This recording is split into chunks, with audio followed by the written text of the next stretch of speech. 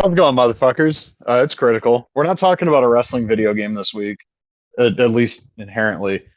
Um, we knew there was going to be a lot of reveals of action figures and whatnot this week, so we figured this would be what we used to call a special report. A lot of fucking, a lot of stupid shit's happened in the past week. A lot of Yeah, it. If we're gonna talk like hold on, the door is about to open. I don't want to be caught off guard by the door being really loud. I'm just gonna walk to the other room real quick. Uh, it might as well start with the big news of yesterday, I guess, which is, WWE has bought AAA. Because we were or literally talking about this right before we started recording. or as I've seen some people call it, triple AAA, which would be A. Yeah. I saw a lot of people on Blue Sky like doom and glooming this. And here's the thing: if this were 5 years ago and AAA was even remotely fucking hot, this would be a little bit bad. Uh, this news also came like the same day as CMLL announced that they sold out the shows in all of the buildings they own this week. Mm-hmm. As and also timing's great, isn't it? They announced the Arena Mexico Dynamite and the Oh yeah, CMLL versus AEW show, and the AEW talent's going to be at Fantastica Mania. And then yeah. oh What a yeah, here coincidence! yeah. Um, the reality is this: it's not a tape library thing because Kevin Kleinrock confirmed this on. I think I saw a screenshot from Twitter where he confirmed that Televisa owns everything up to like 10 years ago. So Mm-hmm. the classic like Los Gringos Locos matches, the Rey Mysterio stuff, you're not getting any of that unless WWE strikes a deal with Televisa, and they might. They might. And then that stuff gets locked away in a vault fucking forever, and you won't be able to easily access like the peak of AAA Lucha Libre on YouTube anymore, which it would suck. But I saw this announcement and I was like, yeah, Coney's been waiting to stooge that fucking company off to WWE since he got shitty with Tony the first time. Right. This isn't fucking shocking. And also AAA's had the philosophy for years that to to be successful as a business, they needed a strong financial partner in America. And they they found one. I mean, they found the one that has like basically unlimited fucking money. But here's my question: does anybody remember NXT UK? It it waffled the entire fucking European wrestling scene. But the problem with the comparison that I realize now, I made the comparison last night. The one big difference: pro wrestling is not like a cultural institution in the UK. Like it is a cultural institution in Mexico. And more specifically, there was not a single promotion in the UK that was as strong financially or in terms of just like having its roots in with the general public as CMLL. Mm-hmm. WWE will probably enter into a bidding war and they will probably win a bidding war for talent. But I don't see like Mystico is on fire again. I really don't think he wants to run back that whole Sin Cara thing. I don't see that happening. No.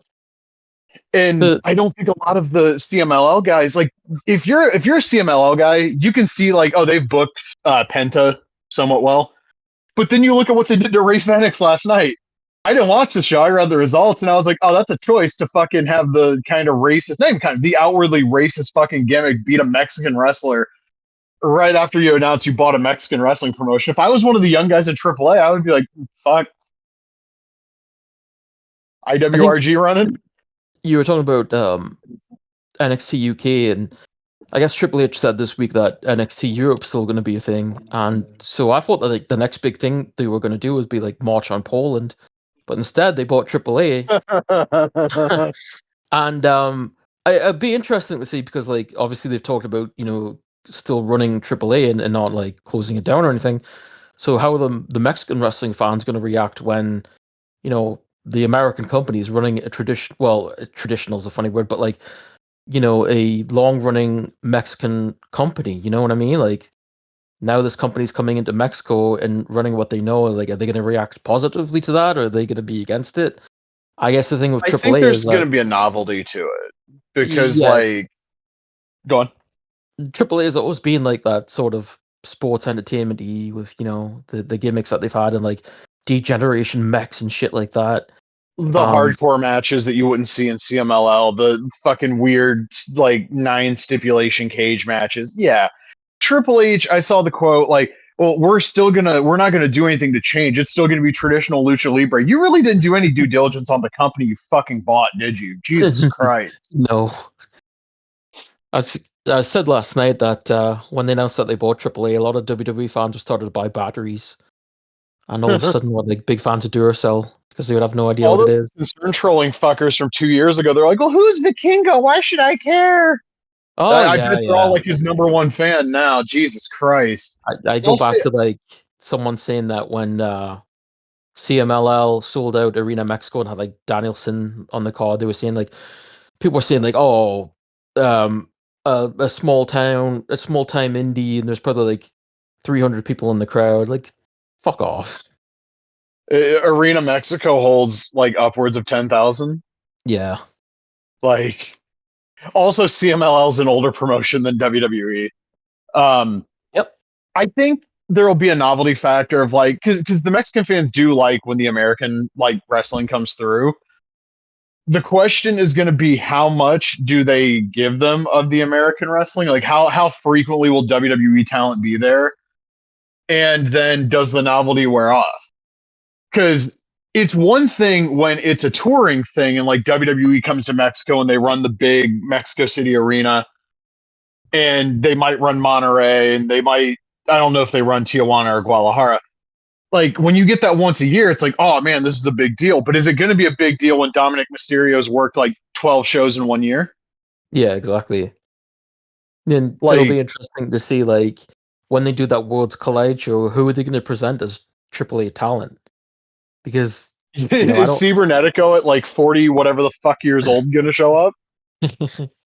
Yeah, are they gonna take like Phoenix and like Penta and be like, oh, they're AAA guys and fucking Andrade look like so not pissed, but just like didn't want to be there last night, standing behind Triple H. Like you just like I'd rather be anywhere else than here right now. Well, remember, he worked that Triple Mania and then they beat him on his payout. Yep. So like There's I also get it. the things like Stephanie Vaca was there and the guy that she was with that like what was said was basically tried to kill her. And like people in AAA were like, "Oh no, she's lying and shit." And apparently, Conan was one of them. And she's on the opposite side of the people that ran the company, and it's just like, fuck, like what's she thinking as well? Yeah, I read the thing from Cubs fan about like how she has like a defamation thing against some people in AAA Yeah. and how like irresponsible and possibly like not legally all right it would be if they put Vicaire on that show. Hmm. So like it's a whole shit show. It's a whole just I don't know what Lucha Libre looks like in 5 years was what Cubs fan said on his website. I just know it's not going to look like Lucha Libre did yesterday. Yeah, exactly. That's a good way to look at it. But all of the people that are like, "Oh, this is horrible. They're going to kill Lucha." You know, it's like when they did the thing with Big Japan when they sent Volter over to work Sekimoto's anniversary match, and then they started like getting their fucking hooks into Noah. Which, by the way, I saw somebody on Blue Sky last night. Like, oh, it's more likely they'd buy All Japan. Really, the company they worked with one time, they kicked Simon Kelly the fuck out, and then WWE had to basically go hat in hand to Noah because they were the only company willing to work with them. You think they're going to buy that company? No, they're going to fucking buy Noah.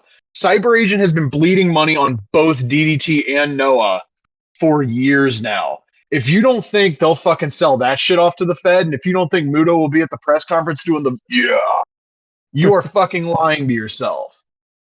Well, the thing I sort of hope is with Japanese companies, they like to sort of keep things Japanese, right? Um, Yep. we've seen it before with other companies. For example, All Japan, like All Japan's survived because there's always a Japanese company that's willing to come in or somebody and continue that promotion. So my hopes is that if they ever did sell it, at first they would look towards another Japanese company to take over, not WWE.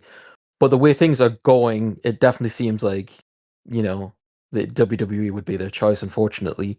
I saw that Marufuji was a Mania in WWE World and stuff like that. Um, I've saw people Yeah, that's like not encouraging. I've saw people say like things like New Japan is next and shit. New Japan ain't going anywhere. Like I don't know what like If the New Japan financial. sells to anybody, it's the guy that runs the other company. Let's be perfectly clear. Yeah, well, see, like I just said, with companies staying Japanese, I think if Bushiroad was to sell it, at first they would look towards another Japanese company, and even a wrestler with like sponsors like Tanahashi would probably try something. Um, with New Japan, I think there's probably an expectation that they need to keep it running and not sell it to WWE because it's it's the number one Japanese company and Inoki's it was Inoki's company, so they need to keep it going. But yeah, they would look to Tony Khan and see if he could help out financially or if he'd be willing to buy a stake in the company or whatever. I don't think we need to worry about New Japan. I saw a post that was very funny and it was like very conspiracy theorist and it was like um, I knew something was up as soon as Jeff Cobb tweeted about his Lucha Underground character that something would be up with like AAA and WWE. And then it's talked about how like The Rock sitting with his Rubik's Cube in the New Japan shit was like trying to solve the puzzle of New Japan and not work with them, but how to push them out of the way or something like that. And that person might be right about everything. Fucking crazy business. Yeah, the Japanese economy's in the shitter right now, and I don't know how many companies. I mean, if anything, TV Asahi would be a likely because they own I think something like 20% of the company. Right. Maybe they would step in, but like the real money is in the West, which is why New Japan's still foolishly trying to fucking push every shitty white boy they've got to try to get somebody over with the Western audience. I don't know. If any of those major promotions are getting sold, it's going to be the one that WWE's already in bed with. Hmm. But also And like if you buy Noah in 2025, what the fuck do you have? if is it not just Noah, but is it Cyber Fight as a whole? Did they get Noah? Did they get DDT? Did they get Tokyo Joshi Pro? No, they'd buy specifically the subsidiary they're working with. I'm sure I'm sure Cyber Agent would love to like offload everything, but I Mm, think WWE would specifically want the one that how to put this. And Noah has a certain cachet with a certain generation of Western wrestling fans, and I remember before I deleted my fucking Twitter account, anytime there would be any sort of WWE Noah involvement, the modern WWE fans would act like they were bigger than New Japan. yeah, And crazy. so, like, yeah, considering there's like one point in history you could make that argument, and that moment does not last very fucking long at all. It'd be interesting too. Like if somebody would try to purchase New Japan, would they get Stardom? Because I think Stardom they announced a few months ago like that is under New Japan now. Like it's not under just Bushiroad. It's a part of New Japan. So I don't know how that would work out. I would hate to see anything happen to Stardom, but like I said, I think New Japan's pretty safe. The one But reason I regret not having Twitter is I'm sure that dumbass Zach Arnold was fucking going ape shit with conspiracy theories this week. probably Oh god, I used to read Pro Wrest Power when I was a kid, so did and I. Hey, that actually, guy. if they're gonna sell New Japan to anyone, can it be like a video game company again? Because that means Can we probably get another one. you sell it to like Bethesda and You sell it to Microsoft so like we Sony. can get a yeah, Yeah, they're Japanese. I mean, somebody.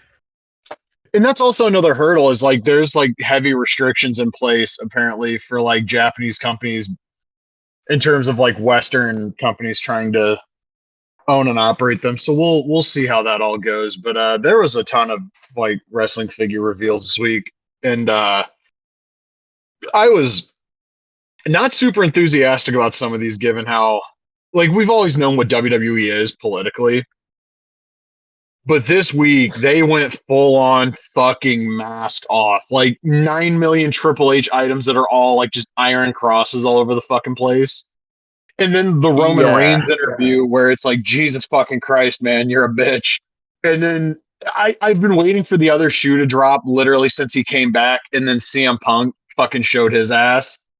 And it's like, oh, yeah, no, you really are. You really want to be Brett. You're just a complete fucking bitch for the WWE, huh? Like, I don't use the word disappointed to describe my feelings about pro wrestlers like ever, but that was like, you were real vocal with the abortion rights shirt on AEW and the trans rights shirt on AEW. You signed with this company and not a whole lot of that sense, bud. Okay. It's yeah. convenient for you to preach what you want your politics to be viewed as when you feel like you can do it without it jeopardizing your paycheck. But now that it might cost you your paycheck, like that whole quote, like, what am I supposed to do? Am I supposed to quit my job because someone on Twitter says WWE is a MAGA company? Yeah, hey, Mr. Voice of the Voiceless, why don't you take a stand for the people that can't defend themselves instead of picking fights with people that won't defend themselves? Been a real Just a interesting week. complete, just egotistical, self-serving piece of fucking shit. In a way that most wrestlers absolutely are, but like you can't put the front on for years that you're somehow morally superior and then backslide the way that motherfucker has. It's also been like a banner week for like WWE fans, just like being complete fucking weirdos. Like I was happy to see like Micah won against Carmen Petrovic at Bloodsport because I'm a big fan of Micah. She's one of my current faves, and you know, you never know with WWE, and the fact that she went over a WWE talent, I was like, that's cool. I was happy about that. And then like this weirdo got into my comments, and it led to him sending me a picture of his passport, and it was very strange. And then he saw like my other tweets and the picture of like the Triple H belt, and I posted a GIF of GI Robot in response, and he didn't like that. Apparently, it's like uh, WWE fans are just I don't like them. No, they're fucking dumb. So a lot of figure news. Yeah, we got off track there for a second. So we saw the defining moments wave that Magic Olmas designed, which is Logan Paul one night stand, apparently '06, not '05. Paul Heyman. WrestleMania 13, Steve Austin, who for some reason has the Blood from a Stone shirt from like '98, '99. And then Kurt Angle with cum all over his face from Judgment Day 2002, which is weird because I don't remember Edge doing that to him after the Hmm. fucking hair versus hair match. But boy looked like he got blasted. The Austin is cool. First WWE figure to have like actual fucking blood. And somebody's gonna be like, "Well, defining moments, mankind." They didn't paint his fucking teeth. His whole mouth is red. That's not the same thing. Yeah, Um, I'm happy that they're going in that direction, that they're able to do that now. yeah, they finally showing some fucking intent to do cool shit. Also, I will say, still with these skinny ass legs on Elite Steve Austin. And this isn't even a Bill thing. Magic is the one that designed this figure, and he's the one that gave us the appropriately like scaled parts on the new Ultimate Austin. So like, what the fuck happened there? I have no idea. Sorry, my cat's being a menace. Stop it. And then we saw the from the Vault set, which is the ringside exclusive outsiders. So black and white Scott Hall, black and red Kevin Nash, Royal Rumble 2000 Cactus Jack, but this time he's got the flannel, so it kind of sort of doubles as No Way Out 2000, but not really because he doesn't have the tape on the right hand. What is And that Kevin then Nash supposed to be from? I I think it's just a fucking generic like '98 era Nash. It's supposed I to be don't know. It's Wolfpack because like Wolfpack Nash should always have blonde hair. yeah, it's the old Wolfpack ringside exclusive.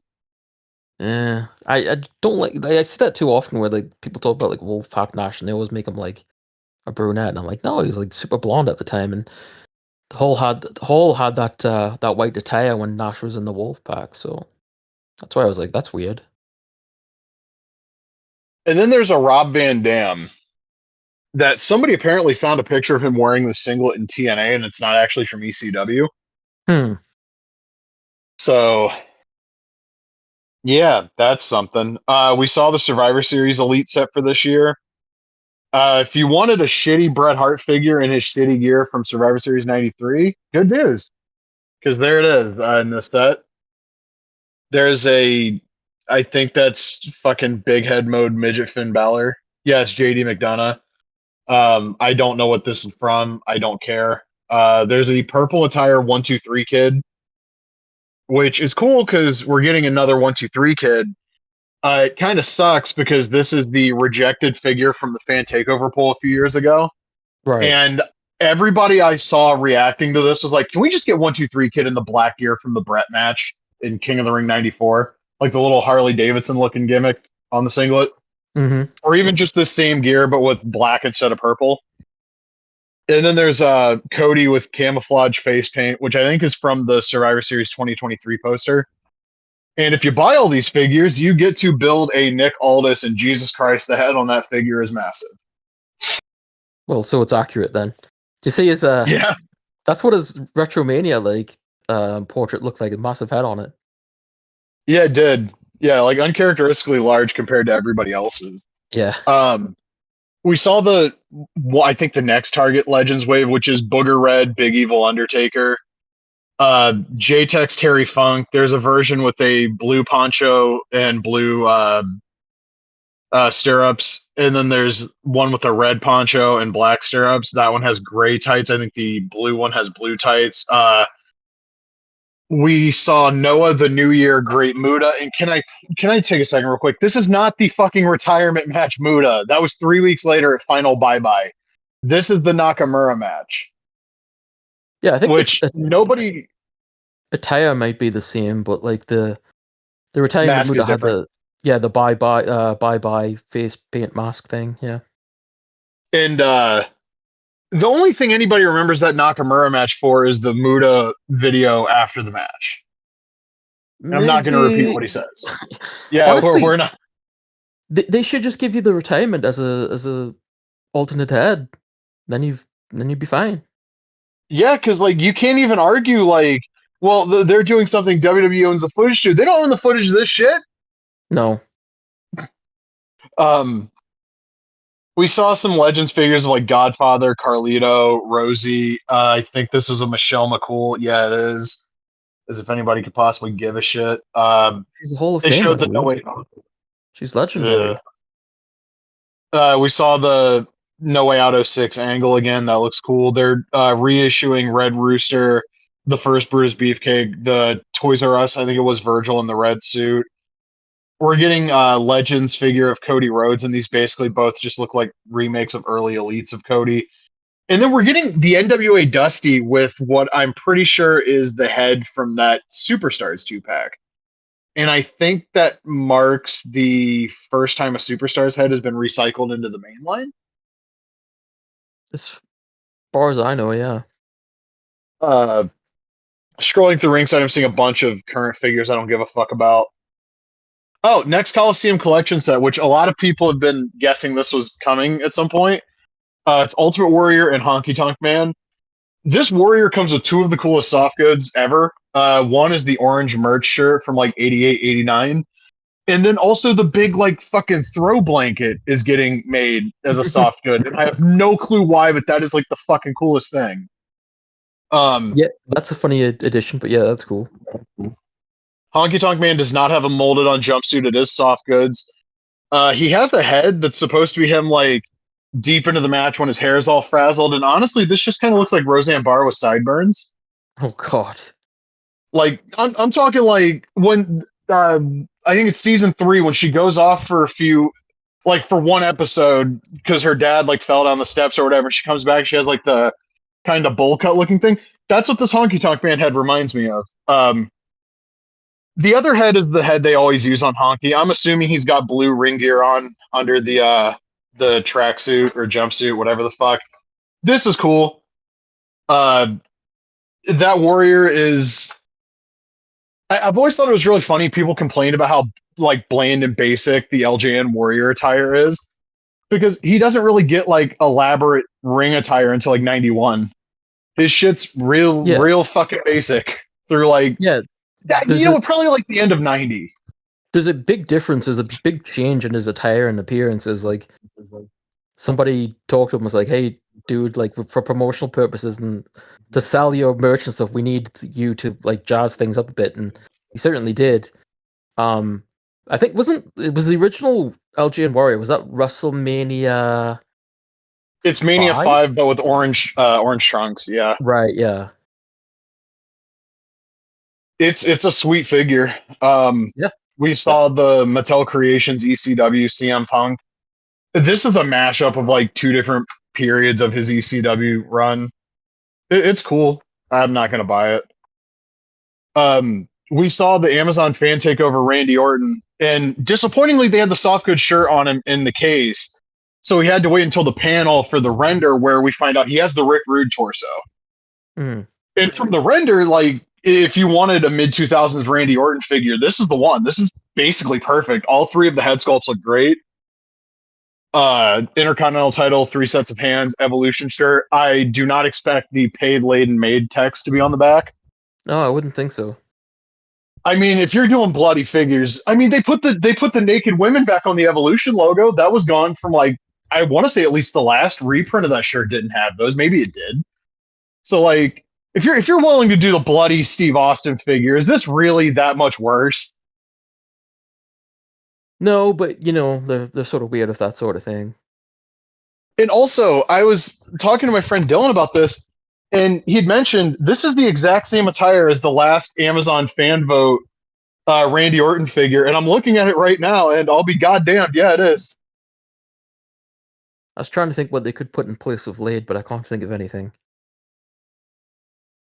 And then I guess they're doing. We've talked about this, I'm pretty sure, but they're doing another fucking Phantom of the Undertaker. This time it's an Ultimate for Target. Isn't that just the I don't same one as that care. they released? But previously, I thought it was like just a re-release. No, this is an Ultimate, so it's basically the Survivor Series 91 or 90 Undertaker, but with the purple gloves and the new head sculpts and new soft goods jacket. Mm. I know you're really excited that they showed off the Wyatt Six elites. Oh yeah, dude, I was um I don't know, crapping my pants with joy over those. They showed, I guess, a new Ultimate Bray Wyatt. I don't fucking care. Um, oh, for the people that wanted the Bret Hart attire CM Punk, I have great news for you. Two of them got announced this weekend. One of them is an Ultimate Edition, which I was gonna say is really funny that they're doing classic punks, but this is the SummerSlam 2024 like black and pink, not the pink and black from 2012.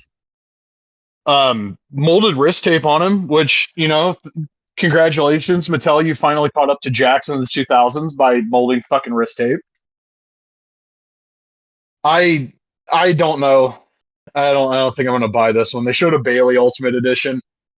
Another big thing they showed, they're doing another 4-pack for Target, and it's Bruno Sammartino, Ultimate Warrior, John Cena, and Roman Reigns. And the reason this is noteworthy to me, there's two of them. One, we're getting Bruno with a United States title that I don't think we've ever fucking got. No, I know we've never gotten Hmm. in figure form. And then we're getting the Ultimate Warrior in the pink, orange, green, like promo picture gear that everybody's seen for years. I mean, like, it's the stock picture they used when they put him in 2K14. It's the fucking, they Photoshop that picture every time they've ever done anything with him since. Yeah. The cover of WrestleMania Challenge, the splash screen of WrestleMania Challenge, the beta splash screen of WrestleMania Challenge. It's on trading cards, it's on posters, it's in magazines.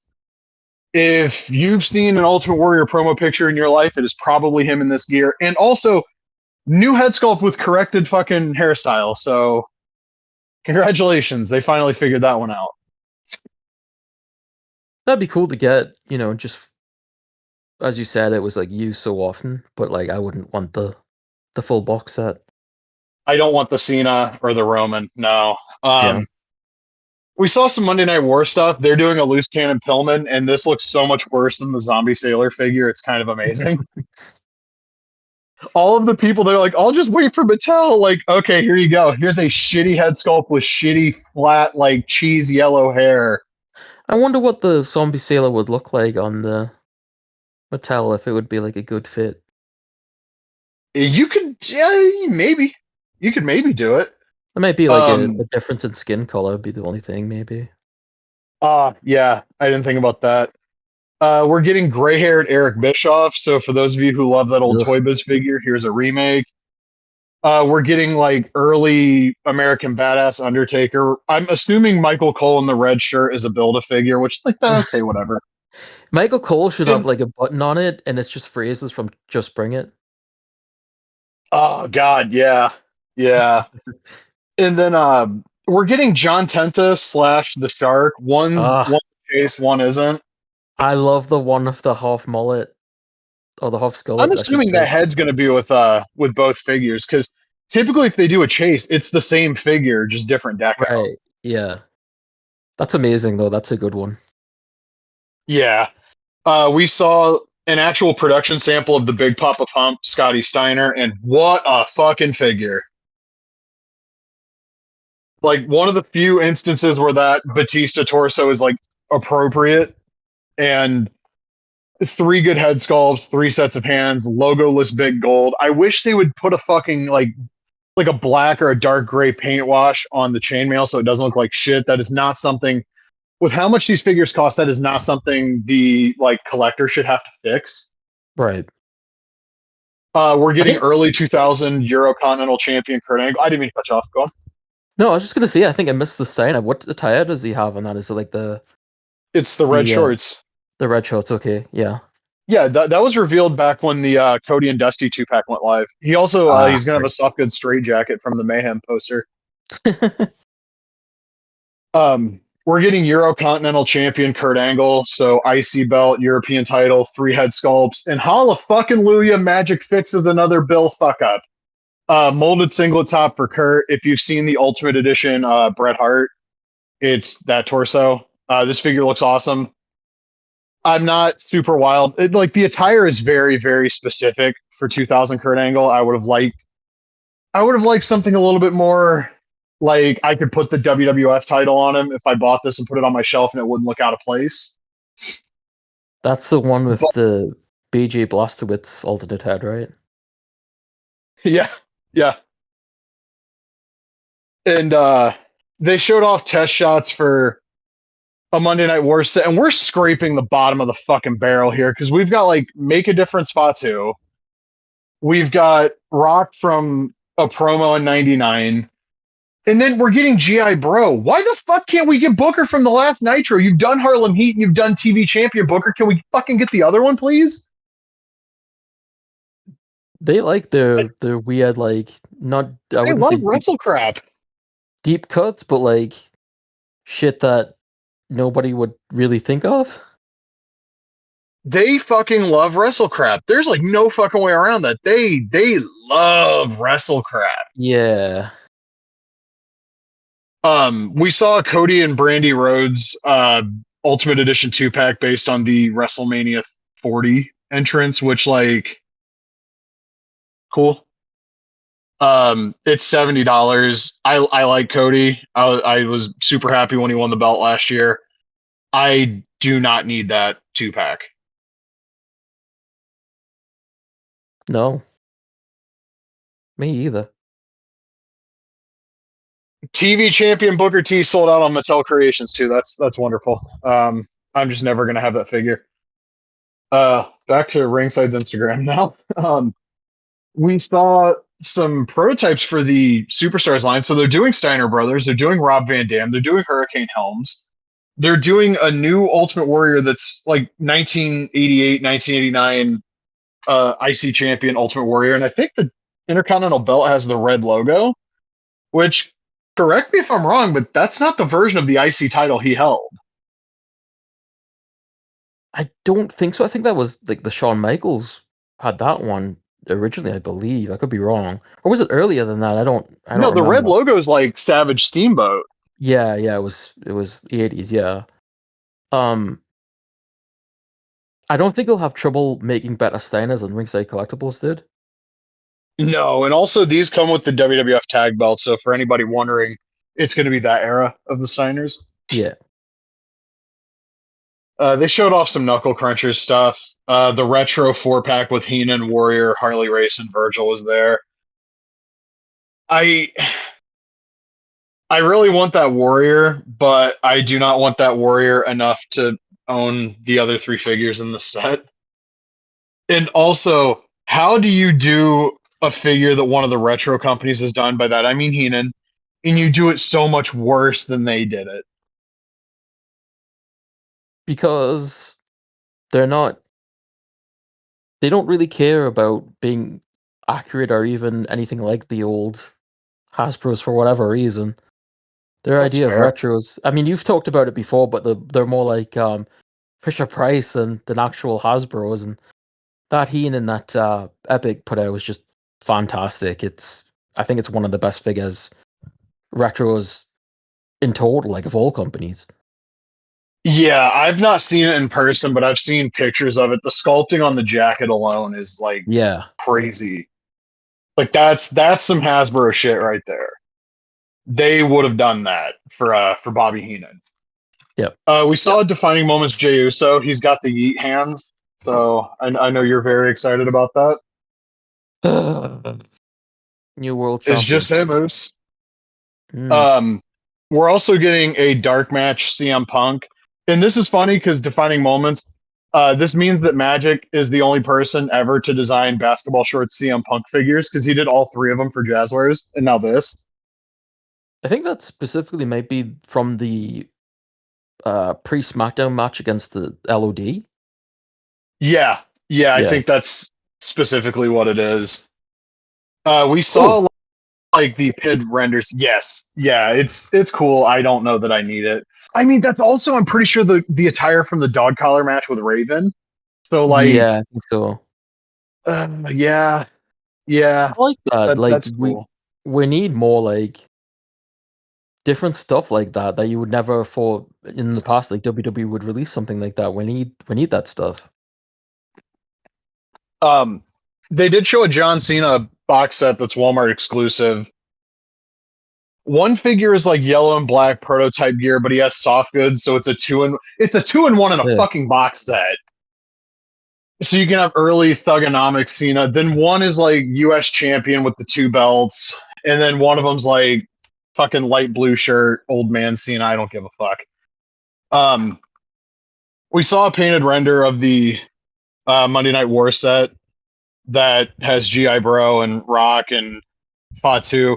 The build a figure is NWO Ray Trailer, which again, bottom of the barrel is getting fucking scraped here. And I don't mean to say that in like a negative way about Ray Trailer. I love Ray Trailer. He was great. But goddamn, man, this is really how we're gonna get the NWO. Is just build a figures. I do like Um, that, you've got all these different eras of his career. You've had Boss Bands and you've had Big Bubba, and now you've got NWO. That's really cool. Although, honestly, he didn't wear the NWO shirt that much. He just wore a black shirt most of the time, which you could also like use really as like a Dungeon of Doom Big Bubba as well. So they could have went with that, but whatever. yeah. We saw a painted render for an Ultimate Edition Umaga. This thing looks fucking incredible. Yeah. I don't think that torso has been used on anybody else. And one thing I'll bring up when we talk about the Orton render, they've gotten really good at hiding the diaphragm joint because like I had to actually look for it on this Umaga. It's literally like right under the titties. So I don't know how much range of motion that's going to give you, but like in terms of they're figuring out how to not make the diaphragm joint look so fucking ugly. Mm. Like this is great. Three heads, three sets of hands, really cool figure. They're doing another Dominic Mysterio. I know it's a big deal for you. It's not for me. Um, they are doing another Ultimate of his dad, Eddie Guerrero, though. That's cool. And when I saw the render of this, I was over the moon. I'm pretty sure just looking at the render, this might be the new Austin torso. It also might be the Flair torso. They look kind of similar until you like actually see them in plastic. Three heads, four sets of hands, including the like Randy Orton hands, so you can actually have Eddie doing his pose because just giving him the open hands that doesn't it's not the same thing. Mm. He comes with the bull rope, which I think made its debut in the Defining Moments Cody figure. Purple tights, so if you don't want to use this as like a bull rope match Eddie on your shelf, it's also SummerSlam Eddie, and I'm pretty sure he wore the purple while he was champion still. So Yeah. just killer fucking figure. Um, Again, they show the Randy Orton.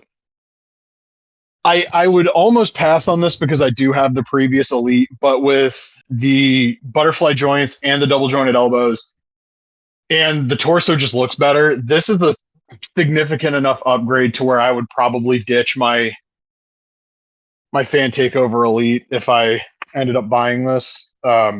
Great figure. I just can we get like can we get something different for Orton? Can we get Backlash 2004?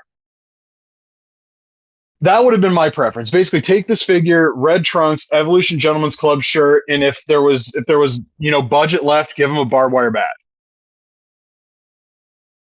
Yeah. Or And like a purse or something for him to shit in.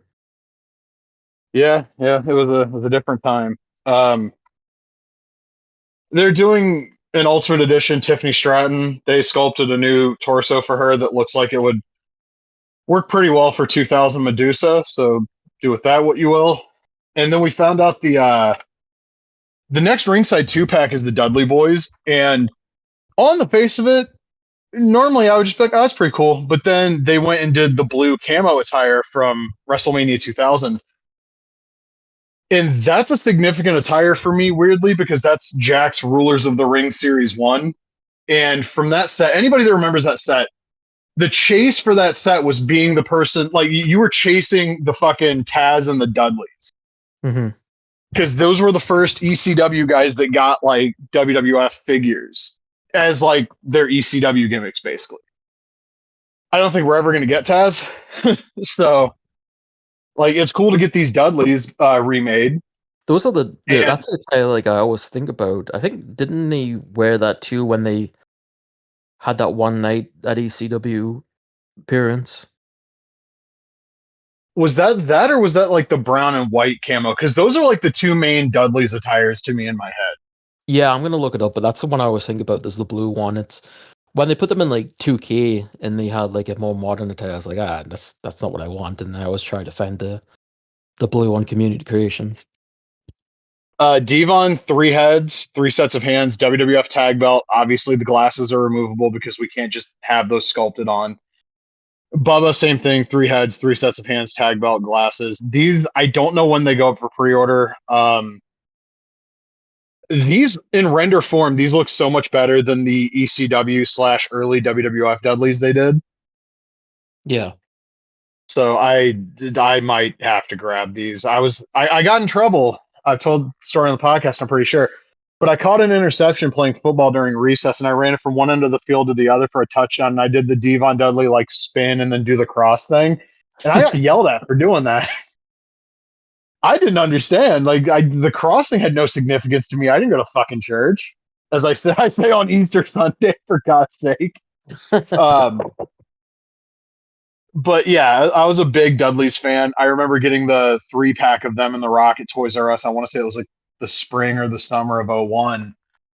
And just being, I think that set came with like 2 tables. So like beyond just getting the Dudleys, who I didn't have at that point, and like the 400th Rock figure that I had, like 2 fucking tables, bro.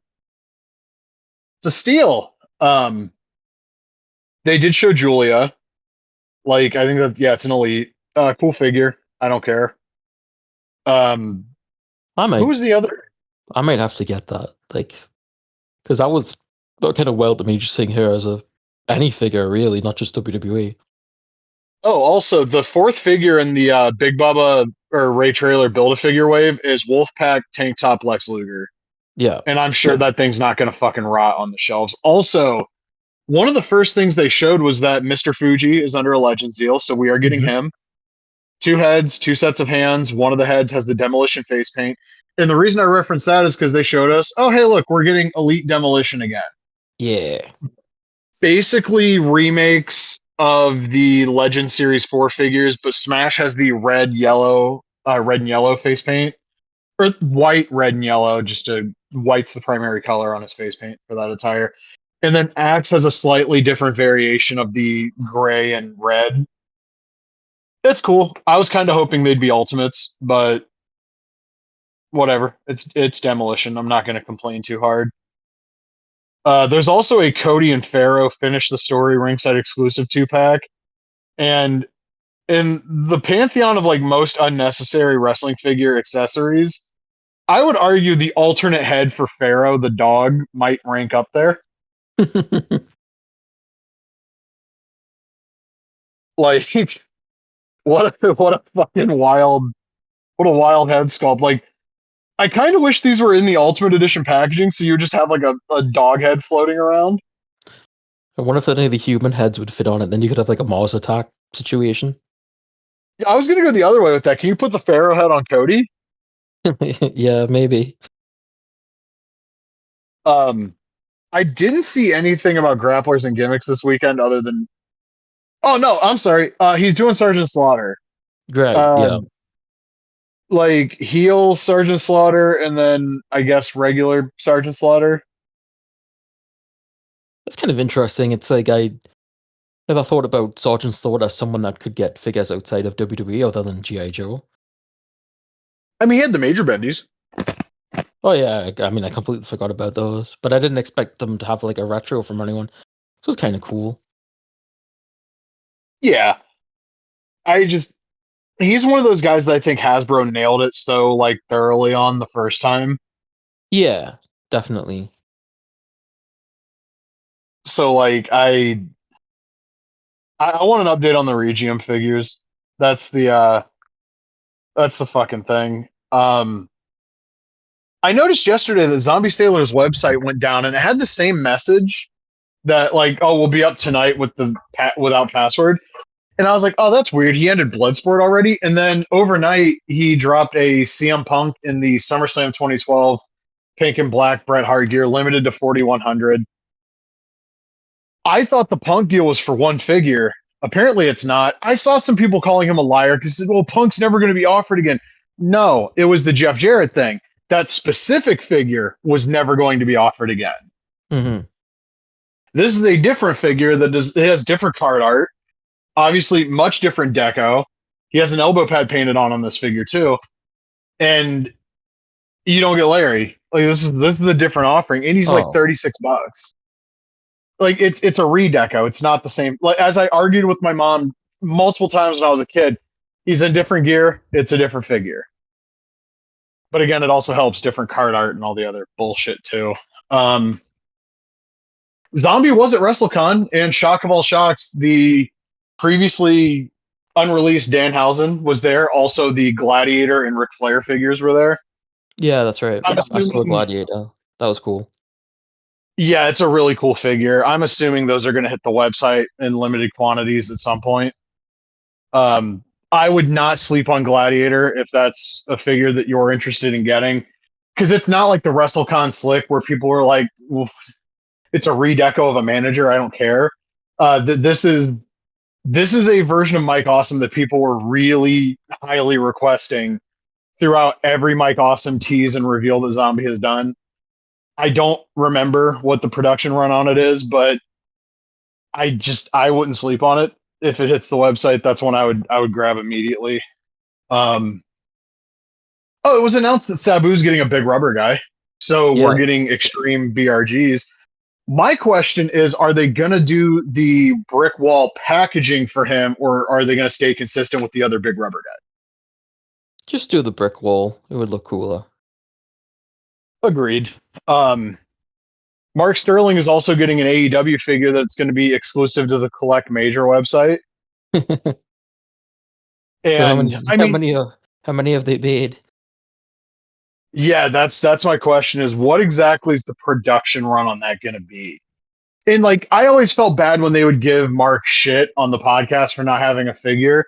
But also, like the last non-wrestler I'm pretty sure they made before this was Taz, and that figure died at retail. Yeah. That thing rotted. So, like, is anybody outside of the major? None of his guys have been fucking made. So you're gonna buy him? Who the fuck are you gonna put him with? There's no Tony Nese. There's no Josh Woods. So like, you're just buying this because you like the major pod. And there's nothing wrong with that, but like, this feels like if Mattel did something like this, kind of like how they did the New Gen crowdfund, and then right around the time that shipped, we started getting a lot of like mid '90s like shithead figures. Mm-hmm. I would do something, and granted it's Jazzwares, but I would do something where like, yeah, you know what? Tony Nese and Josh Woods are never on TV, but like fucking push figures out. So like you have somebody like, so the collectors have somebody to put with their Mark Sterling. I would have just pushed for a fucking Premier Athletes box set. Fuck it. Yeah. I can't imagine Sterling's going to sell super well. You might as well fucking give people two more figures they have no use for. And again, nothing against Mark Sterling. Typically on the podcast, he's the one that I don't think is an insufferable douchebag. But I'm not seated for that figure. I'm sorry. I very much don't care about that figure. Was there any other wrestling figure related shit, or can I just drone on about Star Wars for like an hour? I'm trying to think what else. I know Latuni had showed. It looked like Oh it might yeah, have there's had. a It looked Mega like it. Powers Macho Man. I think it might have had like a sample of the Inoki as well in a picture, but I couldn't tell. Yeah, it was like so zoomed out, and it looked like a resin hard copy of the Inoki. So we can't tell. It's too far out to tell if the shoulder seam is still there You from the damn right. Cara That's Pro. what I was looking for. That's what I was looking for too when I saw the picture of his table. I was like, Oh, can it's so I good. see the fucking seam? I love it so much. I can't help it. I just think it's so stupid and funny. He is he did say Tito Santana's coming. I'm not Yeah, sure so how because Tito has a Legends deal. I saw Tito with his big silver briefcase. Wonder what he had in there, just like his autographs or something. Party Just favors. his lunch. We saw the Demolition Smash that Latuni is making. It's literally just the Axe figure from 1988. Yeah. Nothing particularly exciting there. I hate that I can't tell if that thing has the fucking shoulder seam. Sorry. And then he showed Mega Powers Macho Man. We're getting that in LJN style, and also the little Hasbro size gimmick. I do like the little Hasbro LGN things because it's like if you're a fan of those figures, but like you didn't have the space for the regular size ones to have like minis is a really cool idea. Yeah, I just wish that these fucking things weren't just straight up LJNs. Like, do a different sculpt. Yeah, that's Then fair. again, we saw the Andre that he's offering, and that one, whew, Mm. that one's a little rough. Um, I guess he's doing a Hall of Fame edition Macho Man that's like, it looks like those old New Japan bronze figures. You remember those? Right, yeah. Who the fuck is gonna buy that shit? I don't like any of those. I mean, I've seen them in all different lines. I just think they're silly. I don't remember if we've referenced this recently, but he's got Marty Jannetty signed too. Oh, well. I think the silence speaks volumes. Yeah, Marty Jannetty is an incredibly funny public figure. I don't think I care enough to have um an action figure of him in the LJN form factor though. I mean, I had the opportunity to buy the one that the majors did, and I was just like, yeah, whatever, I don't care. Yeah, and after them, like, what is he going to do? That's different. Probably nothing. It'll probably just look worse. Yeah. So Star Wars Celebration's been happening this weekend, which I thought it was really funny that was taking place Mania weekend because this was a much bigger deal to me than Mania could have ever hoped to have been because they were finally going to show off the Bit Reactor turn-based Star Wars game. And we found out, I think we even talked about this last week, the name leaked. It's called Star Wars Zero Company. It's set in the Clone Wars. The trailer is awesome. There's approximately like 11 seconds of gameplay in it. And from the 11 seconds of gameplay, goddamn, it looks like XCOM. Who would have thought? I watched the whole ass panel. You're going to be able to customize the main character. It looks like the droids are going to be customizable. There's going to be like other aspects of the team they didn't really elaborate on that are going to be customizable. There's going to be like for all the people that like the team building stuff in Marvel's Midnight Suns, it sounds like that's going to be a big deal in this game because there's going to be members of Zero Company that maybe don't so much get along, and you can build like a bond with them when you're in like the central hub, which it sounds like the Abbey from Midnight Suns and the ship from Jedi Fallen Order. It's your central like mission hub. It's where the characters will interact. There was not a single thing said about this game in that panel that made me think that it's not going to be good. Uh, Greg Forsh and the team at Bit Reactor, it's a lot of former XCOM devs. Those guys don't miss. Fucking Marvel Midnight Suns was a great game, but it was not very accessible to the average person. This seems like they're going to make it a little bit more accessible while still having all the depth of an XCOM-like game. Mm-hmm. And just graphically, this thing looks really nice. I don't really care about photorealism. I care if the thing like is visually interesting to look at, and this is. And then I started seeing some of the reactions like, oh, nobody asked for a turn-based game. And it's like, fuck you. We've never had one of these for Star Wars before. And I mean, Star Wars is a media property that lends itself to literally every fucking genre of video game. You could do any fucking kind of Star Wars game you want and it will work because it is fucking Star Wars. Yeah, if you didn't ask for it, you don't have to play it. Yeah, and I saw people like, oh, I don't care. Where's Battlefront 3? And it's like, man, listen, if you have your preferences, that's fine. I can't imagine being smooth-brained enough to immediately write this off because it's not another generic third-person action game or a first-person shooter. God forbid they do something new. Right? And I saw people like, don't care, we need a new Empire at War. You're getting a new RTS. It just hasn't been officially fucking unveiled yet. Yeah. And Hold your like, horses, goddamn. and like, what happened to that fucking fan base, bro? Like, and Oh, I don't even mean all of the like. I don't mean that. I mean this is a fan base that like I remember 20 years ago. They seemed genuinely enthusiastic about every fucking game that came out, and now it's like, honestly, it's probably more indicative of the problem with video games as a whole. Like people have had their brains broken. Shout outs to Ray for this one. Like it has to be either an open world game or like an Uncharted set piece game, or people don't fucking want it. And like this exact game concept 20 years ago, people would have been losing their fucking minds. And I've seen a lot of positive reaction to it too. Like, holy shit, we really are getting Star Wars XCOM, and oh, this looks interesting. And it looks like the positive comments are starting to overtake the negative ones, which is great. But like everybody who thinks this is interesting, buy the fucking thing. yeah. Please. Like, if this game, like fucking Marvel's Midnight Suns was a game that did somewhat well critically, but it didn't sell very well because the general fucking public was like, don't understand how this works. So we're never going to get a sequel to a really good game that had a lot of potential for growth in a sequel because it didn't hit the fucking magical sales number. Now I'm hoping the fact that they have the narrative director from the first two Jedi games and the composer from the Jedi games working on this, and the fact that it does seem to be a very story driven game. I hope that gets some of the on the fence people to give it a shot because this looks and sounds really fucking cool in a way that a lot of modern video games just don't. And also, like, a lot of what they talked about just sounds like stuff you'd get from an indie game, but this is a game with like an actual fucking budget behind it too. Yeah, And did I I'm mention Star Wars? I played XCOM on, what was it, 360? And I don't remember how I got it. I don't think it was a demo. Maybe I have a copy somewhere. I don't know. But I played a little bit of it and I didn't get back into it, but I liked it.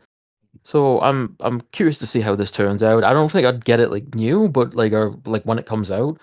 But it's something that I might pick up on like sale or something like that. And also, it was confirmed current gen only. It does come out next year. I do not have high hopes this is going to be a Steam Deck game, so I started looking into prices of like what online deals does Walmart have for a fucking PS5 Slim disc console? Because if I'm buying if I'm buying any console at this point, that son of a bitch better have a disc drive unless it's called the Nintendo Switch 2.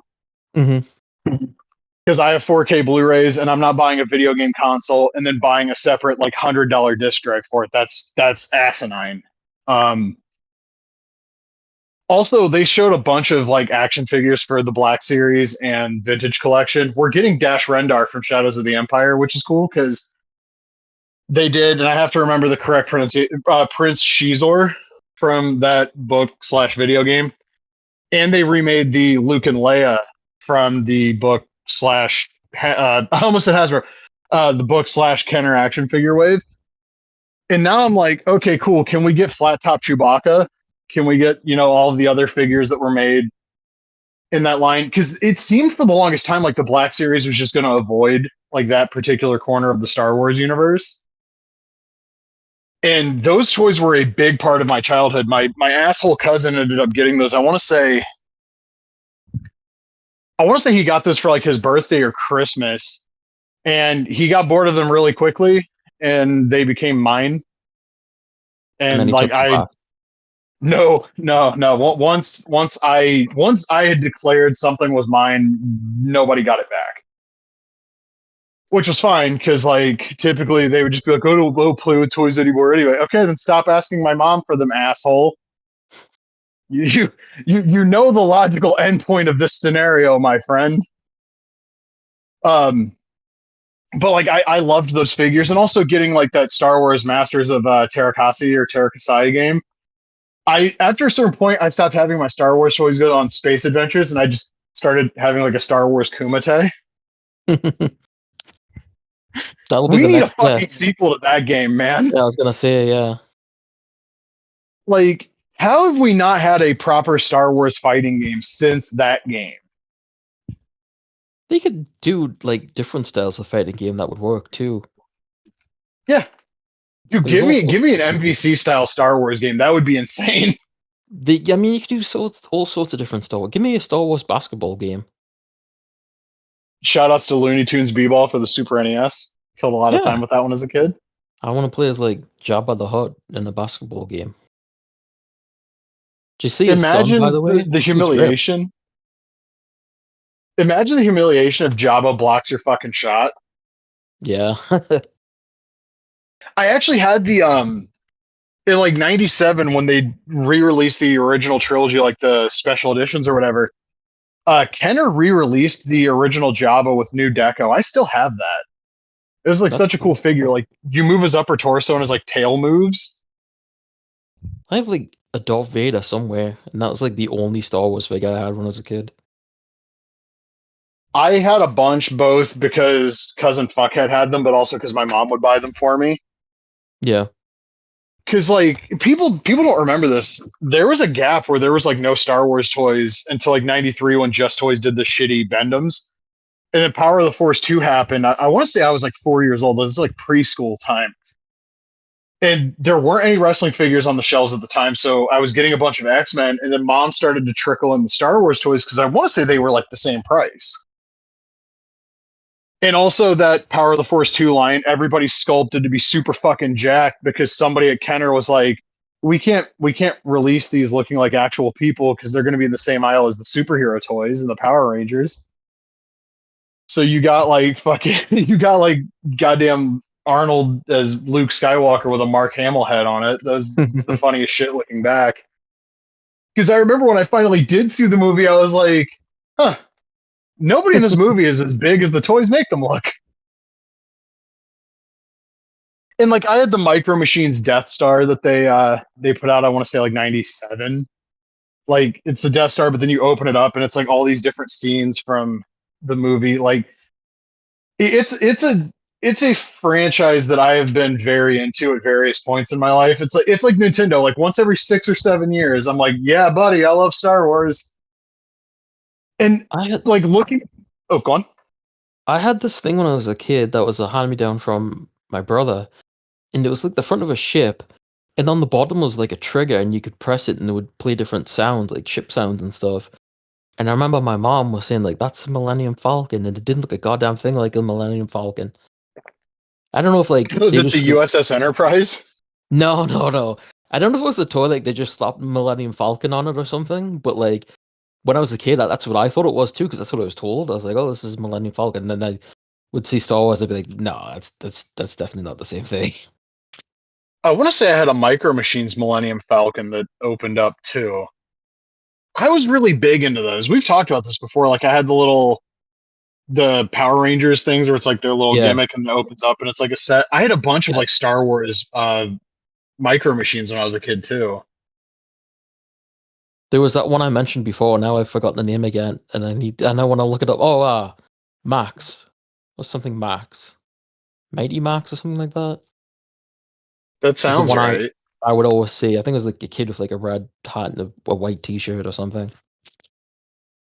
They showed for the vintage collection, so those are like the 3 3/4 inch style figures. They're putting out a Bantha, which is like the big woolly mammoth ram looking fucking thing from the Yeah. first movie.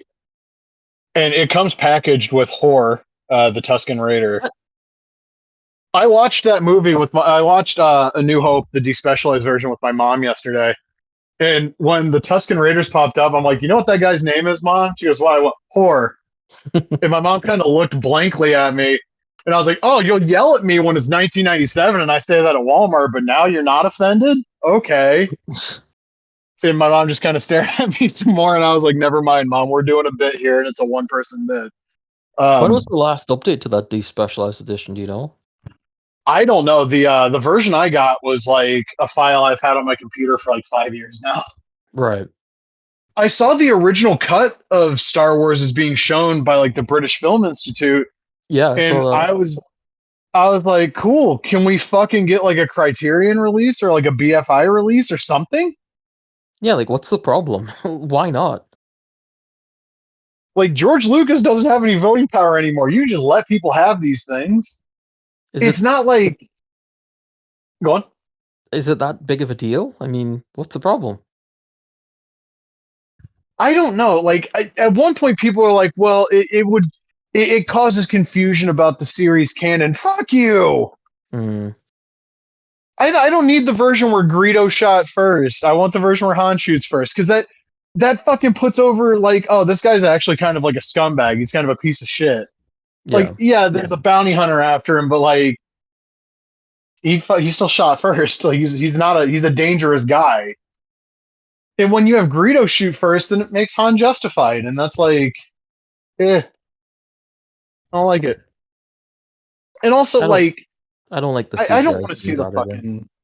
That's what I was gonna say next. Was like, I really don't like the '97 ones are funny because it's like mid to late '90s CGI, so it's like, ha ha ha, look at that. But Yeah. like when they did them again for like the first Blu-ray release, I want to say like 2010, 2011 ish. I bought those and was like, God, this looks like shit.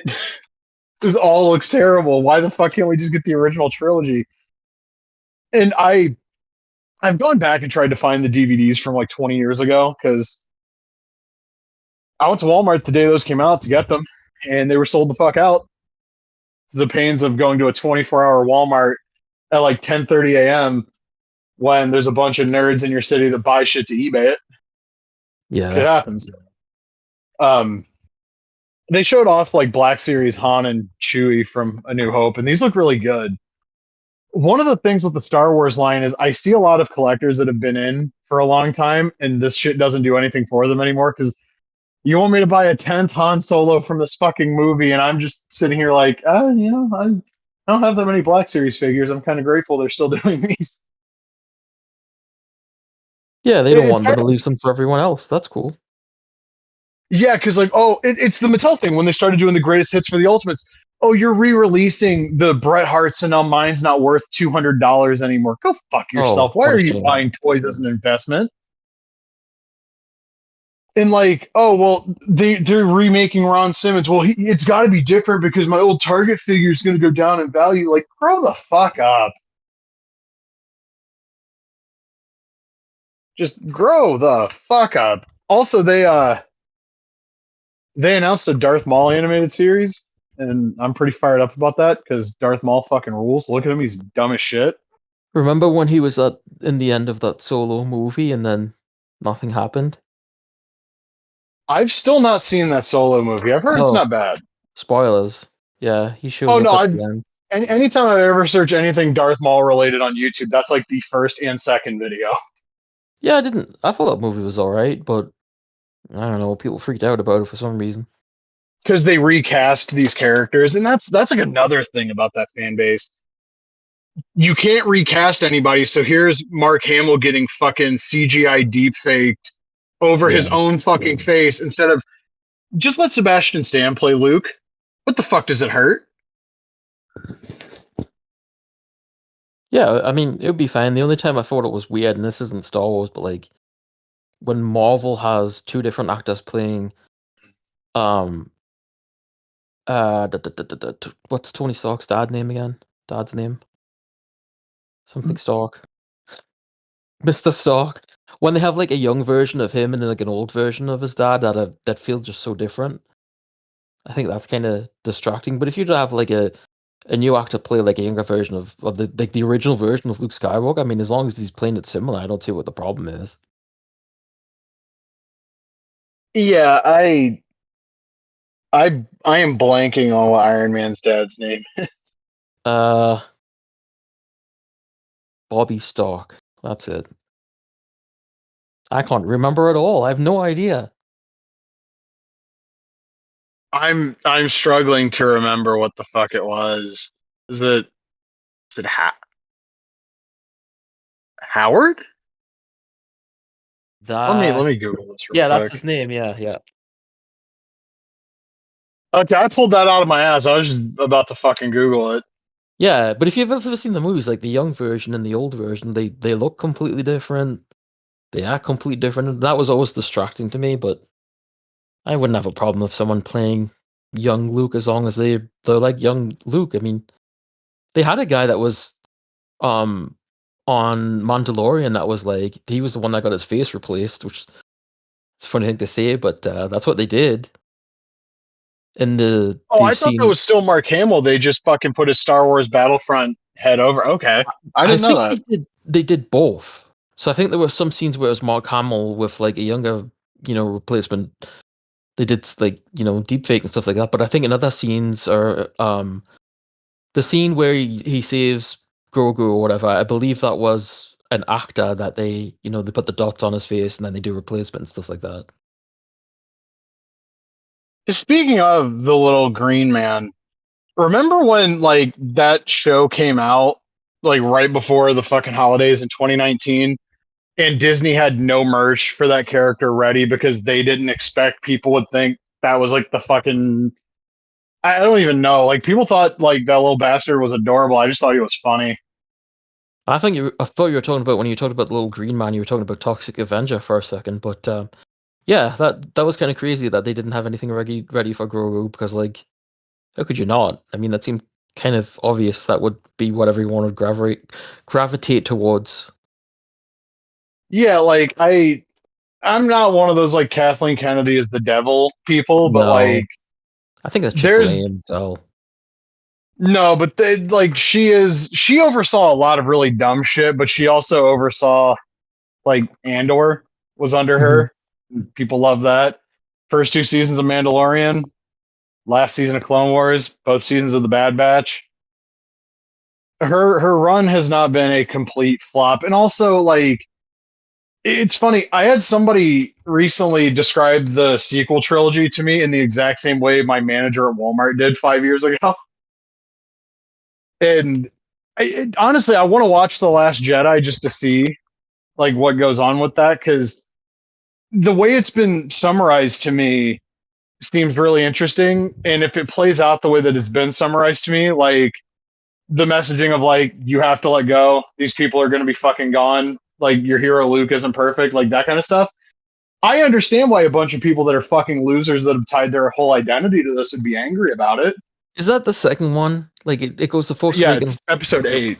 Yeah. Okay, so I didn't like that movie when it originally came out. There's like a whole scene on a casino planet and stuff, and I was like, this kind of lame, and it just felt like a distraction from everything else that was going on, and the movie's just weird. But like I watched it again, and I was like, oh, this is not as bad. I did like the idea that it ended on like anyone can be a Jedi. There's a little kid at the end, and it's like, he could become something, and then they go back to the last one, Rise of Skywalker, and it's like, no, like she's taking the Skywalker name. You'd have to be someone special, and that kind of sucked.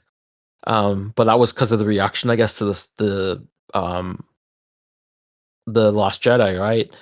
Uh, I don't know. I don't think I'm not so attached to it. Like I get offended by any of the sequels or anything. Just like you like them or you don't. It's like whatever, you know. And there's like a lot of Star Wars media now anyway. It's like I if I like something, I like it. If I don't like it, I don't like it. And then I don't really think about it much after that. I'm not one of these crazy Star Wars people that's like, the insane fan base online that's like obsessed with anything and will attack any minority or any woman that they see in the fandom because we can't have that, right? Yeah, the diehard online fans are one of the main reasons I've never jumped all the way in. Like I like Star Wars a lot, but like the shit going into like X-Men 97 when like everybody every dumb right winger on Twitter was being called out for having no media literacy. Hmm. Like I saw people saying like I always knew the Empire were the good guys. How the fuck do you come to that conclusion? And then it dawned on me. You look at the fucking rebels and you look at the Empire and you're like a stupid little kid. Which toys are you going to want more? Right. You're going to want the guys that look cooler. And you're going to buy the other guys because you can't have the guys that look cool fucking kill each other. So they're going to fucking kill. Yeah, like I get it. I get it. But also it comes down to like no media literacy because if you take like 4 seconds and really examine at least the first movie, it's pretty fucking cut and dry who the bad guys are. Like it's very easy to figure it out. Maybe they like them because they're the bad guys and their viewpoint could be potentially similar if they existed in the real world. Well, yeah, probably. That's 100% it. I also thought about this watching uh Star Wars. I'm not going to call it A New Hope. Watching that yesterday. If this was like a modern Marvel movie, they would absolutely dedicate like 30 minutes to making like Darth Vader like halfway sympathetic Probably. instead of him just being like completely fucking evil. That's Because part of the things that's that what Marvel's got to do. part of the things that the thing that I'm excited about the new Superman is like from reports it's like Lex Luthor is just like pure evil. I still haven't seen that trailer, and I didn't see the Fantastic Four one. I'm told both look pretty cool, so that's You didn't neat. see the Superman trailer? No, Oh, I thought we talked about it before. like the new one that came out this week, I didn't see Oh, that you one. mean like the behind the scenes thing? Yeah, that was pretty cool. There's a few new shots of like different characters that we haven't, and different characters that we haven't seen, and stuff like that. It just seemed like everyone was having fun on it. Yeah, it was really cool, and I think the figures, the Superman figure, I kept checking Amazon to see if it would go up, and it still hasn't. So I checked GameStop, and the Superman by himself and the Superman with crypto have both sold out, and I've heard that's the same for a lot of different retailers. So it's a good sign. McFarlane seems to be making less in general. Hmm. I think it was Preternia point this out. Like their stuff is selling out way quicker now than it did before, and I think the only way you get that is if you're just producing less, Well, which is bad news for when these things hit secondary market because they're going to be so much more expensive now. it's probably true, but as a fan, you'd hope it'd be like just people are really interested in the product. Um, Well, yeah, I'm just saying like the stores like the websites are getting less of an allocation for these, so they're going to sell out quicker. It's right. not downplaying potential interest in them. It's just there's less of these being available, so they're going to sell out quickly. I need a Which a Brandon Ruth and a George Reeves before the McFarlane line goes away. I'm curious, like how much he actually has left in the chamber before next summer. Yeah, it'll be. It might be a case of where he like just goes all out with the line ending, and he's like, "I'm going to show these fuckers that this should still be going." It'll be interesting to see. At that point, it's too late though. The deal's already done. True, yeah, but it'd be like You'll Miss Me. You know, I don't know. We'll see what he has left. I do like that they're I doing mean, the Superman movie and like the Super Friends or Superpower smaller scale figures as well. That's pretty cool. oh, I didn't see those. That's a cool idea. Yeah. Hey, this Fantastic Four movie looks pretty neat. Oh yeah, that I'm look. not watching the trailer with any audio right now, but like visually, this looks I heard pretty neat. I heard people saying that the final shot there of Galactus walking through the city, like his boot is CG, but like people were saying it looked like the surroundings were miniatures. And that was something that they talked about. Like they actually built a suit for Galactus and they were using miniatures and stuff. And that's really cool. Um Back to building old sets and stuff like that. That was a really positive sign for me. But yeah, I do think it looks really cool. We'll see how it turns out. Okay, yeah, I just saw the last shot. That was neat. Yeah.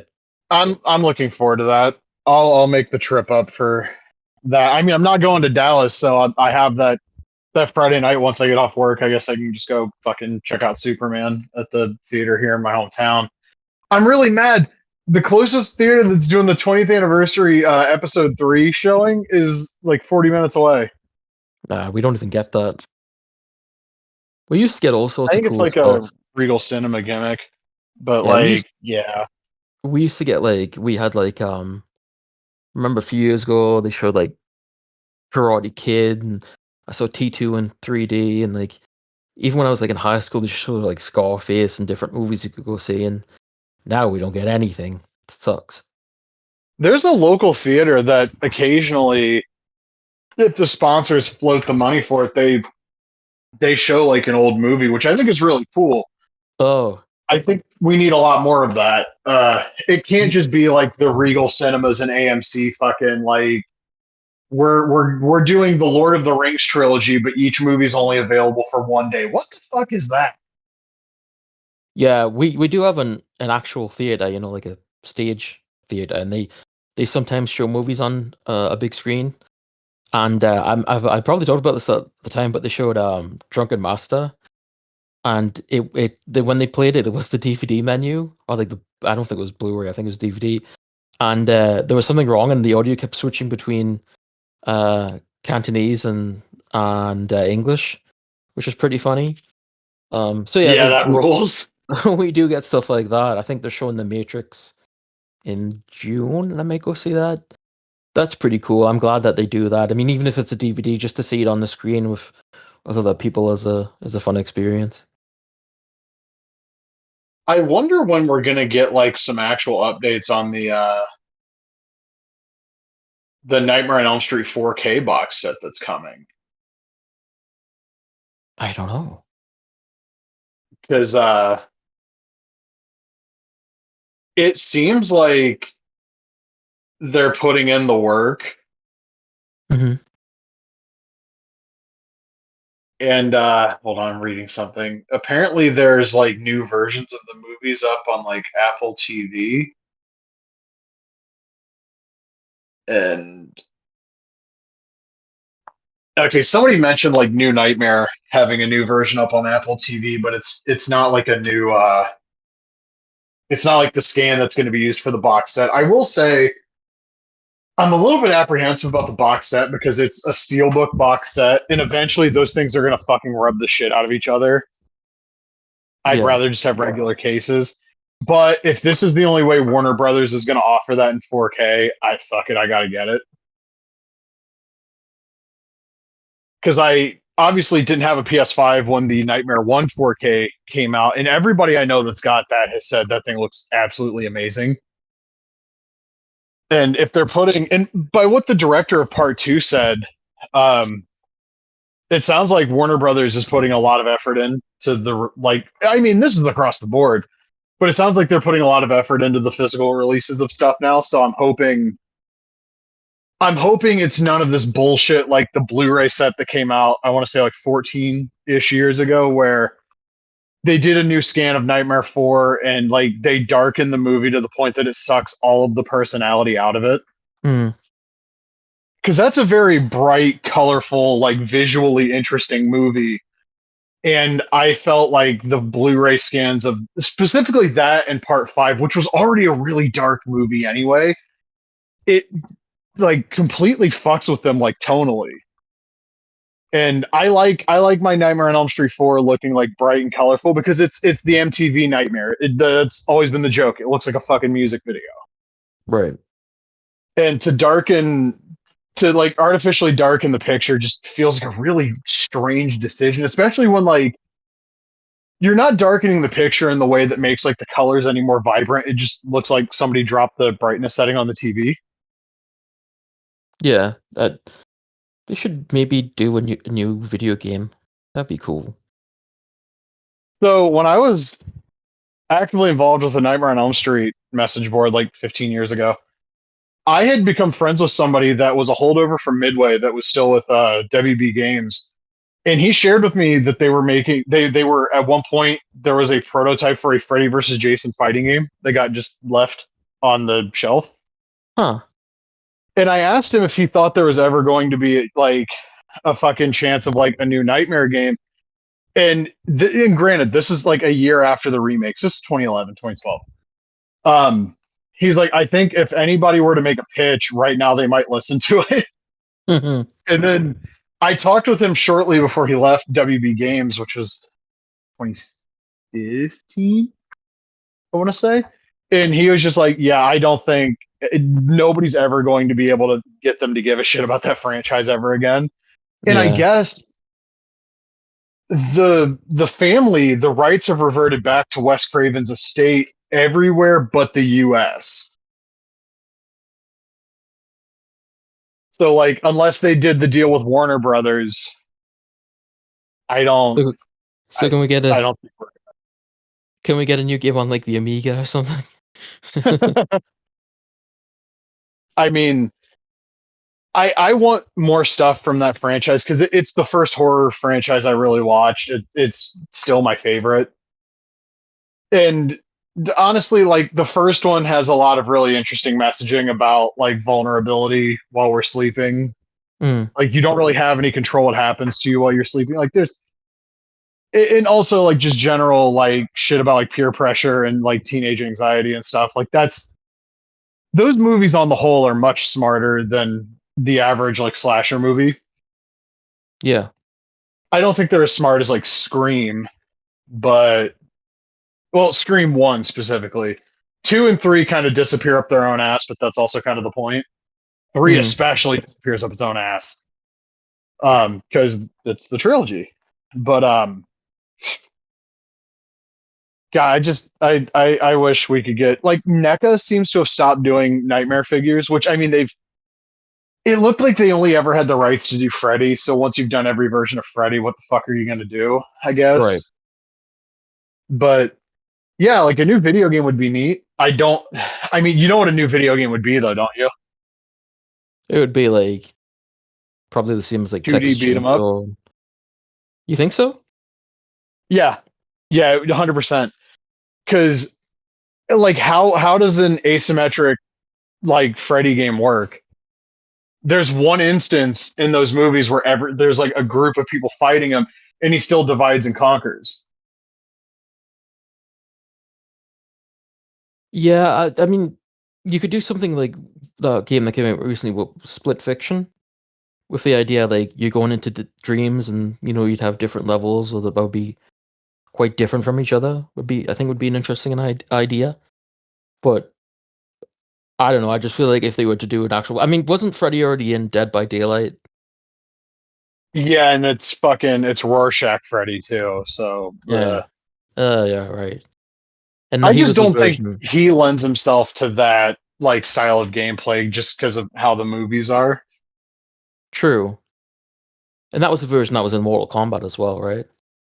Yeah, and I always thought the version of him in Mortal Kombat was really funny because it's Rorschach Freddy with two gloves, and also like all of his Oh special yeah. attacks are based on the NES game. Yeah. That's kind of cool. Yeah, in that NES game, can I just get on my soapbox about this for a minute? The horror movie video games that are on the NES are not nearly as bad as people have fucking canonized them as being. I don't know because I ran out Like, the room when that music started playing. like Friday the 13th was a game I always heard was really shitty, and then I actually played it, and like, no, if you asked me what I thought a Friday the 13th game on the NES was going to be, that would probably be it. You're literally playing as the counselor trying to rescue the fucking kids before Jason kills everybody. Dude, I don't know if I've ever showed you, but I have that full outfit. The NES Jason. I have like the mask that I bought on Etsy and like the purple jumpsuit and everything. I wore it Jesus, for Halloween one year. that's kind of beast. I the Nightmare game's a little bit different in the sense of like I don't know how you would do Nightmare on the NES unless it was. I mean, obviously there's the prototype where you're playing as Freddy and you're killing the children, and that didn't end up coming out. Yeah, I think But Justin Wang did a video on that one time. I would love to get my hands on a prototype build of that. There was somebody that actually wrote a review of that game, and I provided like high quality scans of like an old LJN poster that Hmm. had the original screenshots. Like, this is a game. I think it was the NFL game for the NES, and I still had the poster for it like close to 20 years after I got it. And I took a scan of the poster, which, by the way, scanning a poster in like a regular scanner, that's a bitch. Don't ever Yeah, try doing that. not great.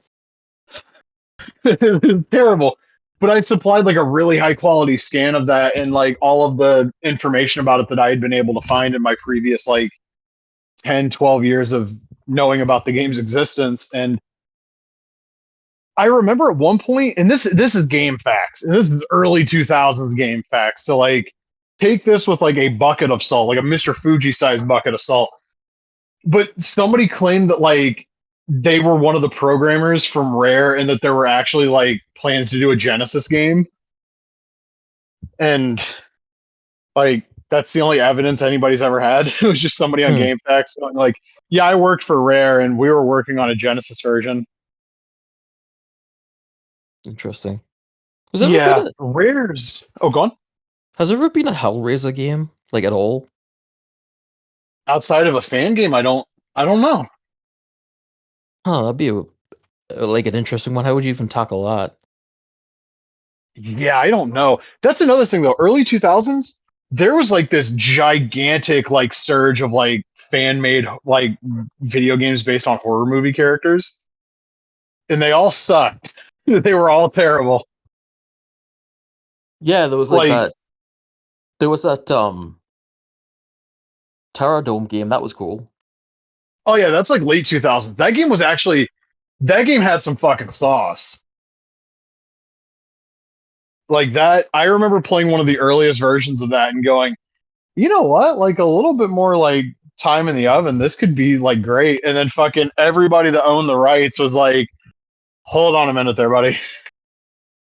You're gonna shut this shit down. And then he still released like two more versions before they were like, no, really, you gotta shut this down. Yeah, and then he put his It like like he put his own one out on Steam with like original characters and stuff. I did not know about that one. Yeah. That's really cool. I'd like to see more like offbeat video games. Unfortunately, we need the bubble that we're currently experiencing to fucking pop, or somebody in the industry to go, maybe we don't need to be fucking spending $200 million on every single game. And Um.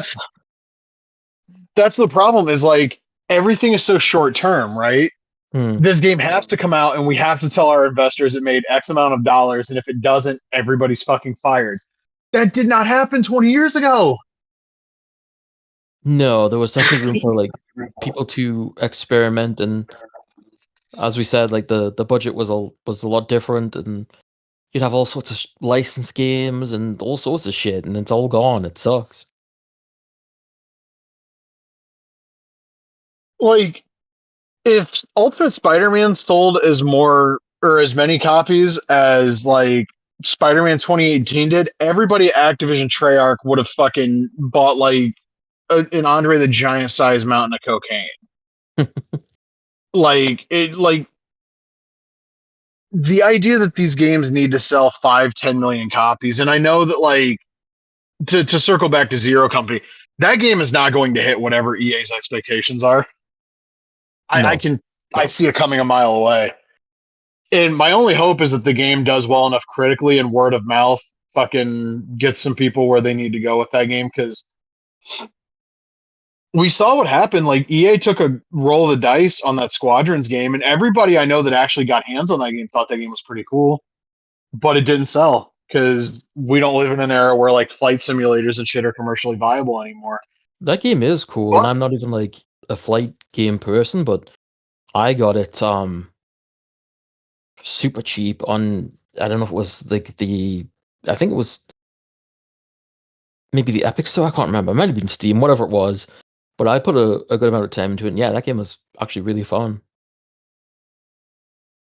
and I wish that game sold better because we might have gotten a sequel, but that's the fucking that's the era of video gaming that we currently fucking live in. Something can be really cool, and because it doesn't hit like several millions, like in terms of units for sales, you're not getting another sequel, and that team might be fucking done. When was That is the insane. Sorry, go ahead. And I say that's insane to me. We talk about No, it this every is. week. I don't care. When was the last time we got a like a GTA clone? Fuck, I don't know. That's a great question.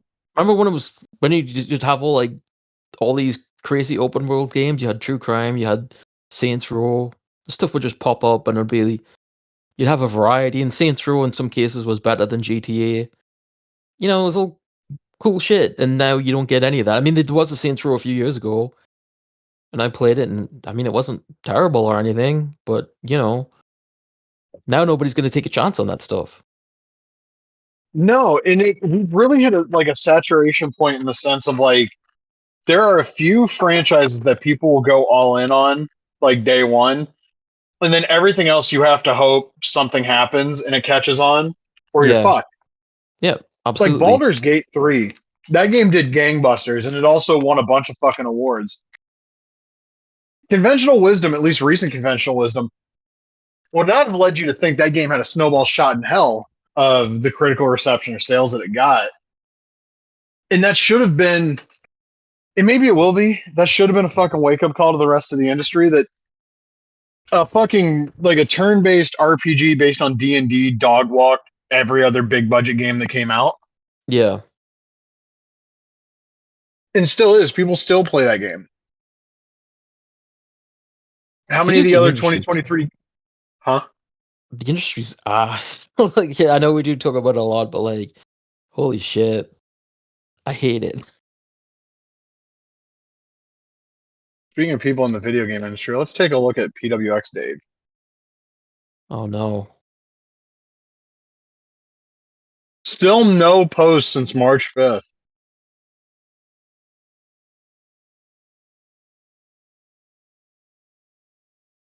I mean, Part of me feels like that should be a cause for concern, but it's PWX who gives a shit. I feel like if there was an update, it wouldn't be anything of note anyway. No, it genuinely feels like any PWX update at this point would be like just more snarky bullshit. The newsletter would be 3 paragraphs and that would be it. Yeah. And like I hate to say it, but like that shit has been going on for like 2/3 of my life. Yeah. I when it comes to PWX, I'm sort of like speechless. I don't really know what to say because I mean, this has been going on forever, and it's like there's no there's no end game in sight. I just don't see the purpose. Remember when one of the Patreon perks was going to be that '06 build of PWX? Yeah. That shit never happened, huh? No, not that I know of. Real shame. Hmm. Because I can't imagine it like plays well. But I remember seeing screenshots of that and being like, holy fucking shit, man. There's actually something there.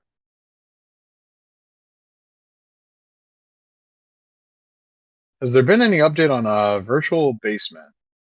Um, I don't think so. They had that just what we talked about previous when they were like at that convention, whatever it was, and I didn't hear anybody signed up for the beta, so I don't know what happened there. Well, there's no game. I don't know. The last couple of weeks have made me incredibly cynical about every independent wrestling game. Yeah, I had some messages this week. I was really upset on Monday. I'm not gonna lie because I had got no sleep. Like you got no sleep yesterday. I got no sleep on Monday, and that's sort of when everything went down with like people talking to you about UPW and like just felt like very negative. And I was like, I'm pissed. Like I just wanted everyone to leave me alone.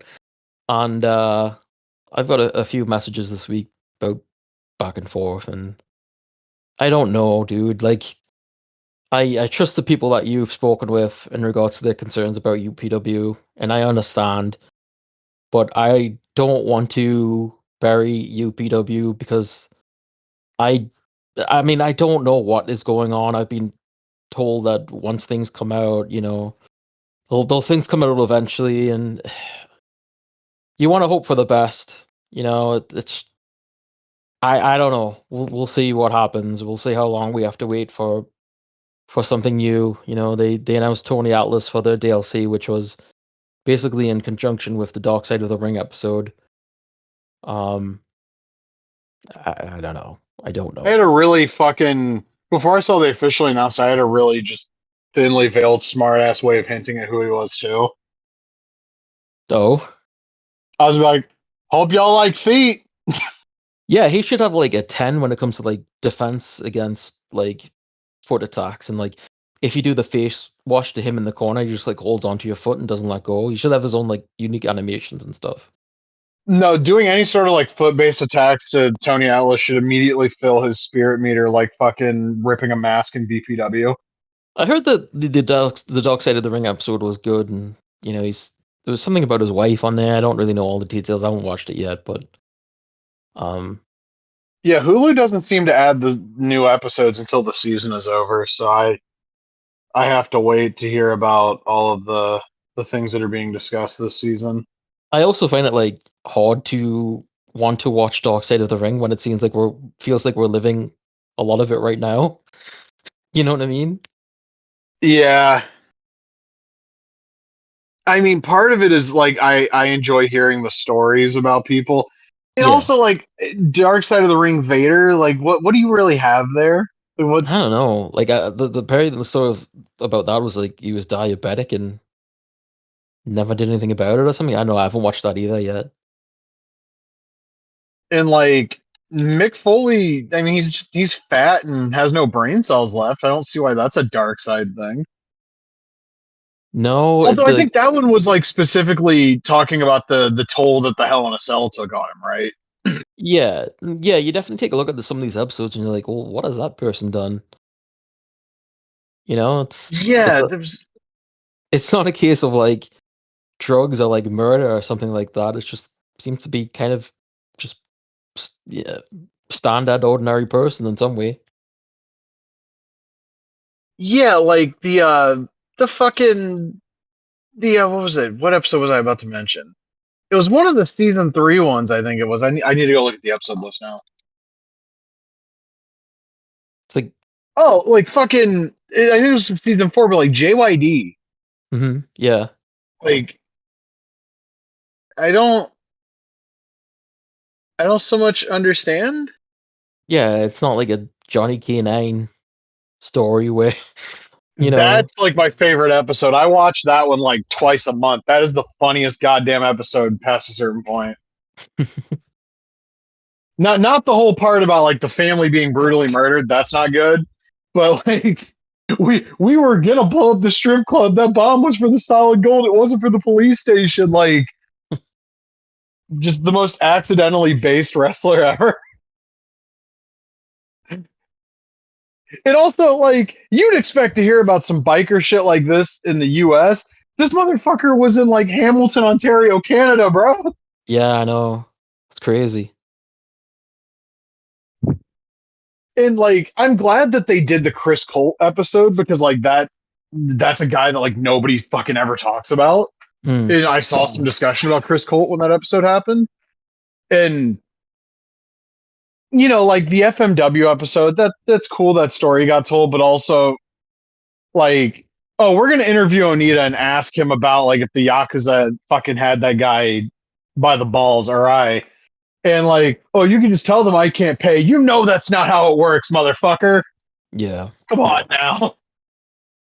Yeah, that was Onita sucks. Like as a person he's like a piece of shit, but as a character he's legendary.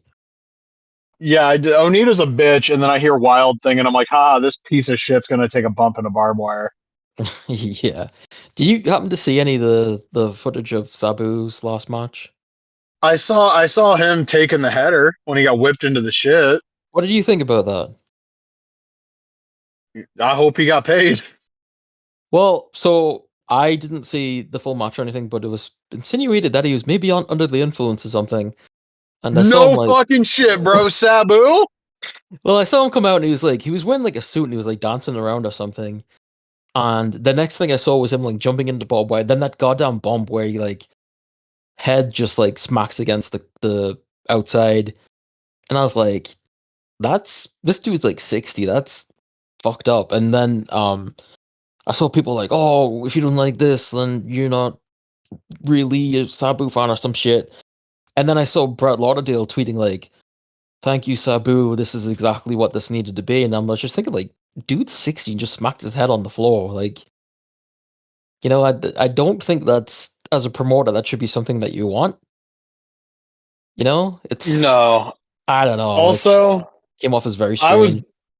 I was gonna try to stay up to watch Suzuki and Tremont. Also, because that show would have ended, and I would have had like a little teeny tiny bit of time before the bit reactor reveal for Zero Company. And I watched the opening tag match on that show, and all four of those guys should probably find something else to do because goddamn, that was bad. And then like the Lucha Six Man was on next, and like I don't mind Gringo Loco. I used to watch IWRG. I know about Gringo Loco, and like Los Wagner's like Dr. Wagner Jr. is one of my favorite wrestlers. And Galeno Del Mal looks like if you put a fucking Dr. Wagner Jr. costume on like 2003 Takeshi Morishima. So I have no choice but to respect him. And Wagner Jr. is pretty good. So like that's cool. That match sucked. And when it was over, I was on the phone with one of my friends. And I was like, dude, I'm just gonna go to bed. I don't need to. I don't need to see Tremont versus Suzuki live, man. I'm just gonna go to bed. And then I wake up and I read the results, and it's like, oh, it's another one of those matches I wanted to see this weekend where Suzuki faced the fat bald white guy and it had no finish. Yeah, yeah. Because I watched that Butterbean match and I was expecting a train wreck. That wasn't even a train wreck. That was just sad. I guess the best bald match he had this weekend was against Yoshihiko, and the others were like bullshit. Um, do you see that rookie in Marvelous? I think her name's Senka. I don't know what her last name is. No. She had a match against Aisha Kong, which I heard was really good, but Aisha tries to pin her, and she's like struggling to get out of the pin before like one. Like she's moving all different positions and trying to get up and like bridge and stuff, and the crowd was going nuts. Like absolutely nuts for this. And this is something that like they used to do in Joshi quite often, right? To get out of a pin. It's like a shoot, you know, escape pin attempt, and it was just so cool to see. And I guess her whole gimmick is like she's an old school Joshi because she wears like the old bodysuit and stuff. And I guess she's only been in the business for like 6 months or debuted for 6 months ago, and she's like really really good. But like seeing the crowd just go crazy for like struggle for somebody to get out of the pin was like awesome. I love that spot. Oh, the Champion Carnival is going on right now. So what's going on? Champion Carnival. Oh, okay. Um, I hope Hideki Suzuki wins this. he probably won't. Yeah, he's probably gonna stop. that whole refusing to do jobs thing at some point. By the way, I guess, yo, that that Bloodsport is kind of shitty. Um, I I watched. got to shout out Lee Casebolt on Blue Sky. Mhm. Let me find the post because I knew that Natalia match was gonna suck because I have a functioning fucking brain. And let me just scroll down here. I gotta keep scrolling. Give me just a moment. A well-meaning person put this Natty versus Miyu Bloodsport match on YouTube, and it got glowing reviews in the comments. Friends, I like Yamashita, and I'm more pro Natty than 99% of the IWC, and this match is drizzling shit.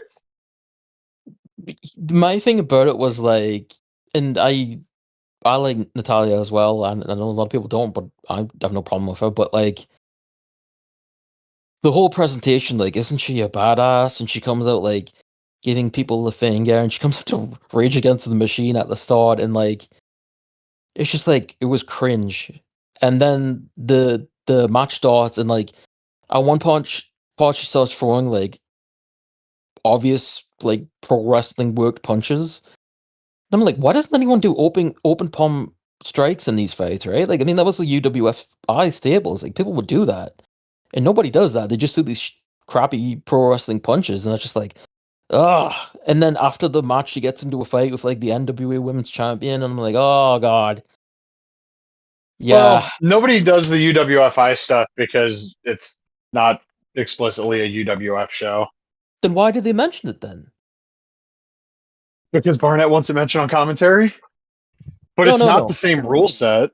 It's not. But like, Catch Wrestling U on Twitter was talking about the show, and said like they nobody really does like the work style like this anymore. And Shayna Baszler was in the comments like, oh, like they Josh Barnett was entrusted with like UWFI, and basically insinuating that it's spiritual successor, and it's nothing like UWF. It's not. Well, UWF is like his fucking like fight team name. Then come up with a different name, because whatever this is isn't working. It's not. I The don't. shows also aren't UWF branded though. Like But why does he have a UWF team? because he fucking trained in the dojo with Billy Robinson. So what? So did a lot of people, but they aren't saying like this is I've got my UWF team. Like I don't understand the purpose of Bloodsport. Like what is it supposed to be? What is its identity? If it's not It's UWF, like what is it? well, its identity's never been UWF. It started out as Matt Riddle's little dumbass underground kung fu show, and then it became Josh Barnett jacking himself off about what strong style pro wrestling is. But it's not strong style. Like I don't know what the style is supposed to be. It's like you read that like John Morrison's in some of these fights, and it's like okay, it's like he's gonna be doing like wacky stuff. Like is this supposed to be like the Bloodsport movie, or like it's a mix of different styles? Why is there no ropes? Like, has anyone explained why there's no ropes? Is that a reference to the movie? I don't know. What are the No, rules? it was the rules have been clearly stated. They say it before the first like fight on the show. So what are they? Pinfall, not pinfall. Win by KO or fucking submission. You get knocked down of the ring. There's a 10 count. That's basically like a regular knockdown. No fucking eye gouging. None of the illegal shit from MMA. Like they literally, when they do the shit at the beginning of the show, they give you the entire rule set. I don't remember a 10 count when they fell on me, but okay. Well, that was also the first show. The That first wasn't the Barnett first show, at blood. least. That wasn't the first blood sport show. That was in New York. I That said there it was was the first someone. Barnett show. Was it? Yeah, Okay, fair enough. Well, it still sucks but shit. like, It's bad. no, yeah, no. The Bloodsport shows have not been good in a very, very, very long time. I just they've never explicitly branded themselves as being UWF or shoot style. And I there was a pocket of like fucking wrestling Twitter that would just jack themselves off like, oh, shoot style. They've never said it was, buddy. If that shit was shoot style, you wouldn't have guys like fucking John Morrison working. It's just Barnett booking his fucking buddies, and they do a dumb little fucking shitty little show, and that's it. There's no But also, UWF like, logos anywhere. they bring out MMA guys. Like, they brought out Don Fry and Mark Kerr, and it's like, well, if you're not insinuating that you're shoot style, then why did you bring all these shooters out here as well? Well, Don Fry did pro wrestling. He did, but does anyone remember Don Fry in pro wrestling? When you think of Don Fry, do you think New Japan, or do most people think UFC and Pride? Well, yeah, I was going to say you might want to throw Pride in there because nobody remembers Fry in the UFC. I think equal parts Takayama fight and also the Kawada match because I'm one of the few people that really loves that match. One of the few people, but like the majority of people wouldn't think of that, right? Like Takayama, as you said, which was a Pride fight. No, but a majority of the people watching these shows have no clue what the fuck the UWF is. No, but they probably don't have a clue about Don Fry's pro wrestling career either. They saw him against Takayama in Pride. They don't know anything else. If they saw Okay, that. but it's still like I don't know. The whole thing's been schizophrenic from the start, but like it's not UWF, and they brought the fucking MMA guys there because they're all Josh's buddies. He's getting his buddy's paycheck. That's all these shows are. I It's don't see the not meant purpose to of be it. like a fucking huh? I don't see the purpose of it. Other than, as you said, to stroke Josh Barnett's ego, but like it's like Shayna Baszler was also talking about like, oh, people say WWE doesn't allow them to showcase the best wrestlers, and like here they are, and it's like, are they? I don't get the sense of that. It's I don't put any thought into it. I don't watch I watched Bloodsport Bushido and I was like, I think I'm done. The main event Yeah, of that show is also like one of the worst matches I've ever seen. Like yeah. they did the fucking overtime bullshit from the Suzuki Barnett match, except with a much worse wrestler. See, I was there for Suzuki and Barnett, and I liked that because it felt like two people that knew what they were doing. Like, at least I think from what they wanted to present it as. But then when I watch their matches on the show, I'm just like, what am I watching? I don't know. I don't know what this is. It's a fucking stupid little sideshow. That's like literally all the stuff is. I don't now if he was doing like the UWF theme song and shit, I'd be a little bit more offended by the likes of John Morrison and Gabe Kidd being on the show. It's just Barnett getting a bunch of people together and getting them paid. Like, look at the WWE talent he books. It's all his buddies. You don't think Hmm. him and Killer Cross bonded over similar political ideologies? Oh Come on now. God, I saw they were going crazy for Cross as well, and I was just like, I, no, no. He's an infinitely more tolerable act outside of WWE, but also I don't fucking care. It's so weird how like the indies now is just like WWE based. You know what I mean? It's like Yeah. even on Clusterfuck, you had those WWE ID guys in that match. And Brody Lee Jr. apparently showed up and won. Yeah, he did. Yeah. I wonder how that AEW contract's going to hold up when he turns 18, given how many Yeah. WWE people he's around constantly. Yep. You think he's going to be in the crowd tonight? Yes. Yeah. Independent of everything, don't you think that's like kind of a little bit of a bad look to allow? And I get that like Cody's super close with family, but don't you think that might be just a teeny tiny little bit of a bad fucking look to let your son, who's technically AEW contracted, sit front row at WrestleMania? I mean, yeah, Did but the WWE do anything when fucking Brody Lee got sick, or was it AEW that did everything imaginable? This isn't even like a tribalism thing. This is just like a you can interpret a lot of the things that happen around that family as like thanks for all you've done for us, Tony, but fuck you. We're still gonna go over here. And I feel uncomfortable talking about it. I do too, but it's like it's so weird. And also, like, not for nothing, I've seen the clips of that kid training. Why are we teaching Brody Lee's kid to do fucking like indie-rific bullshit? Like, granted, he's probably not going to be a giant like his dad, but can we take him somewhere that's going to teach him how to actually fucking work? Yeah, I haven't seen enough of like his training and stuff. I didn't even really see much. I saw him hit like a stunner on Janela and he flew over the top rope. That's about all I saw from that last night. It's like you've seen, if you've seen any indie wrestler posting their quote unquote training on the internet, it's the fucking, we're gonna do shitty fucking lockup where like, and you're gonna know what I mean when I say this. Like the people that do the lockup and their arms go all the way out, and it's like this shitty looking fucking. Nobody's ever locked up in a real wrestling match like that, but that's how these fucking dummies do it. Mm. And it's like Well, headlock off the ropes, do the little like drop down duels, flippy do over the guy, fucking heads. It's like all this stupid shit, and it's like you're calling this the dungeon, bro. Stu Hart would stretch every fucking one of you. What are we doing? you know what's going to be interesting is when Inoki's grandson debuts because he was training with Seth and Becky Lynch. Ugh. Why can't he go to the New Japan dojo? Why?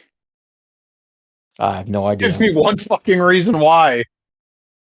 I don't need Inoki's fucking grandson running the ropes like a dumbass. He's going to be doing like the manhandle slam and the disarmer and the pedigree and stuff. And hopefully the nukes drop before I have to watch Inoki's kid wrestling like a WWE or Inoki's grandson rather wrestling like a WWE shithead. There's probably a good chance. Oh yeah, for sure. It's very sad. It's very.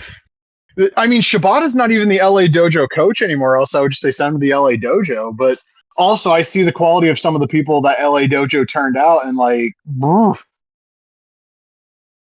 You Yeah, had Ren Narita hanging out there for a little bit, and that Alex Coughlin guy was pretty good. Everybody else, not great. Oh, I did. speaking of things that are not great usually, but I did watch this week. I really like Dynamite. I liked it a lot too. I thought it was a great show. I Speaking of only watched an Shibata, hour of Collision. funny enough, I did too. Speaking of Shibata, that whole match was him like selling for the heels, which is like that's what they do with Shibata. But I did like that show quite a lot. I love that these small arenas just seem like alternate designs for like a Manhattan Center or Hammerstein type building or Elks Lodge. Yeah, Um, yeah. and I said it to my friends in the group call. The building they ran for Dynamite this week, that White Plains building they ran for Awesome versus Tanaka on TNN. If you just added another balcony to that, that's basically what that building is. yeah, I liked when they showed Moxley walking outside. It felt like being outside and like shut your mouth or something. I don't know. It was like it Mm. just reminded me of that. And yeah, it was a great atmosphere. And I wish Dynamite was like that every week. Takeshita and Osprey was Ah, a goddamn heater. That was great. Takesha's one of my Um, favorites right now. he's so good in AEW, and then I see him in New Japan, and I'm like, buddy, what the fuck? It's funny because like I watched the tag match on Collision when him and Ishii were in the ring and they're trading forearms, and it's like, yeah, Ishii brings us out of everybody. Yeah, Just booking with Ishii every night for fuck's sake. it was very funny to see Ishii in the celebration at the end of Dynamite, and he was just standing there basically while everyone Yeah, else is like dancing around, and he's just in the corner doing nothing. I uh, I really liked the Mercedes and Athena match. I really Yeah, enjoyed Josh Alexander versus Hangman Page. I watched the post wrestling deal and they tried to frame it like, oh, this doesn't really hurt Alexander because it was a fluke, it was a roll up. Like, no, he got rolled up by a former world champion. That's shit that happens. mm, That's like saying somebody getting caught by like a right hook and getting knocked out in an MMA fight or a boxing match. It was a fluke. No, the other person was more experienced and they used a technique to win the fucking fight. yeah. I have That's no all it problem with it. is. Yeah, me either. The Hurt Business match was, or Hurt Syndicate match was, that was cool. They were selling their asses off. That's not something they've been doing a lot, but they were selling the shit out of everything. What is it? The Gates of Agony. That's what they're called. But what a dumb team name too. Also, Yeah, it I is. didn't like that when they first got that name, but that was a good match. Everything on the show was very good. The Okada Hangman segment. That's cool. I'll watch those two have a match. Um, the Young Bucks getting owned. That was great. Uh, I don't like the direction of Samoa Joe getting fed to John Moxley, but whatever. We're Yeah, we're speeding towards July 12th, and this shit's all gonna be over. So fucking who cares? Um, Can Joe drag a good match out of him? I don't know. I hope. Me You know, too, if but that's I don't. Yeah, I don't know. I don't know what it's gonna be like. I Why do I do feel like it's like gonna the be like a idea. Bloodsport match? I mean, isn't that effectively what John Moxley tries to do whenever he wrestles a tough guy now? Because he can't work Bloodsport anymore because of WWE involvement. So like, I got to show how much of a badass I am. Like, okay, buddy, Yeah, I okay. guess. I just the idea of him like taking shots from Samoa Joe and like fucking firing back, like no. And he talked about like, oh, when I broke in on Collision, like when I broke in 20 years ago, Samoa Joe was the unquestioned, toughest guy in the business. And it's like, yeah, and if you would have worked Samoa Joe even in like 2009, you would have been getting kicked really hard and stooging. That's all you should be doing against Samoa Joe. I don't need to see tough guy John Moxley against Samoa Joe. That's He not did get interesting. a he did get a mention on WrestleMania last night. Moxley And did.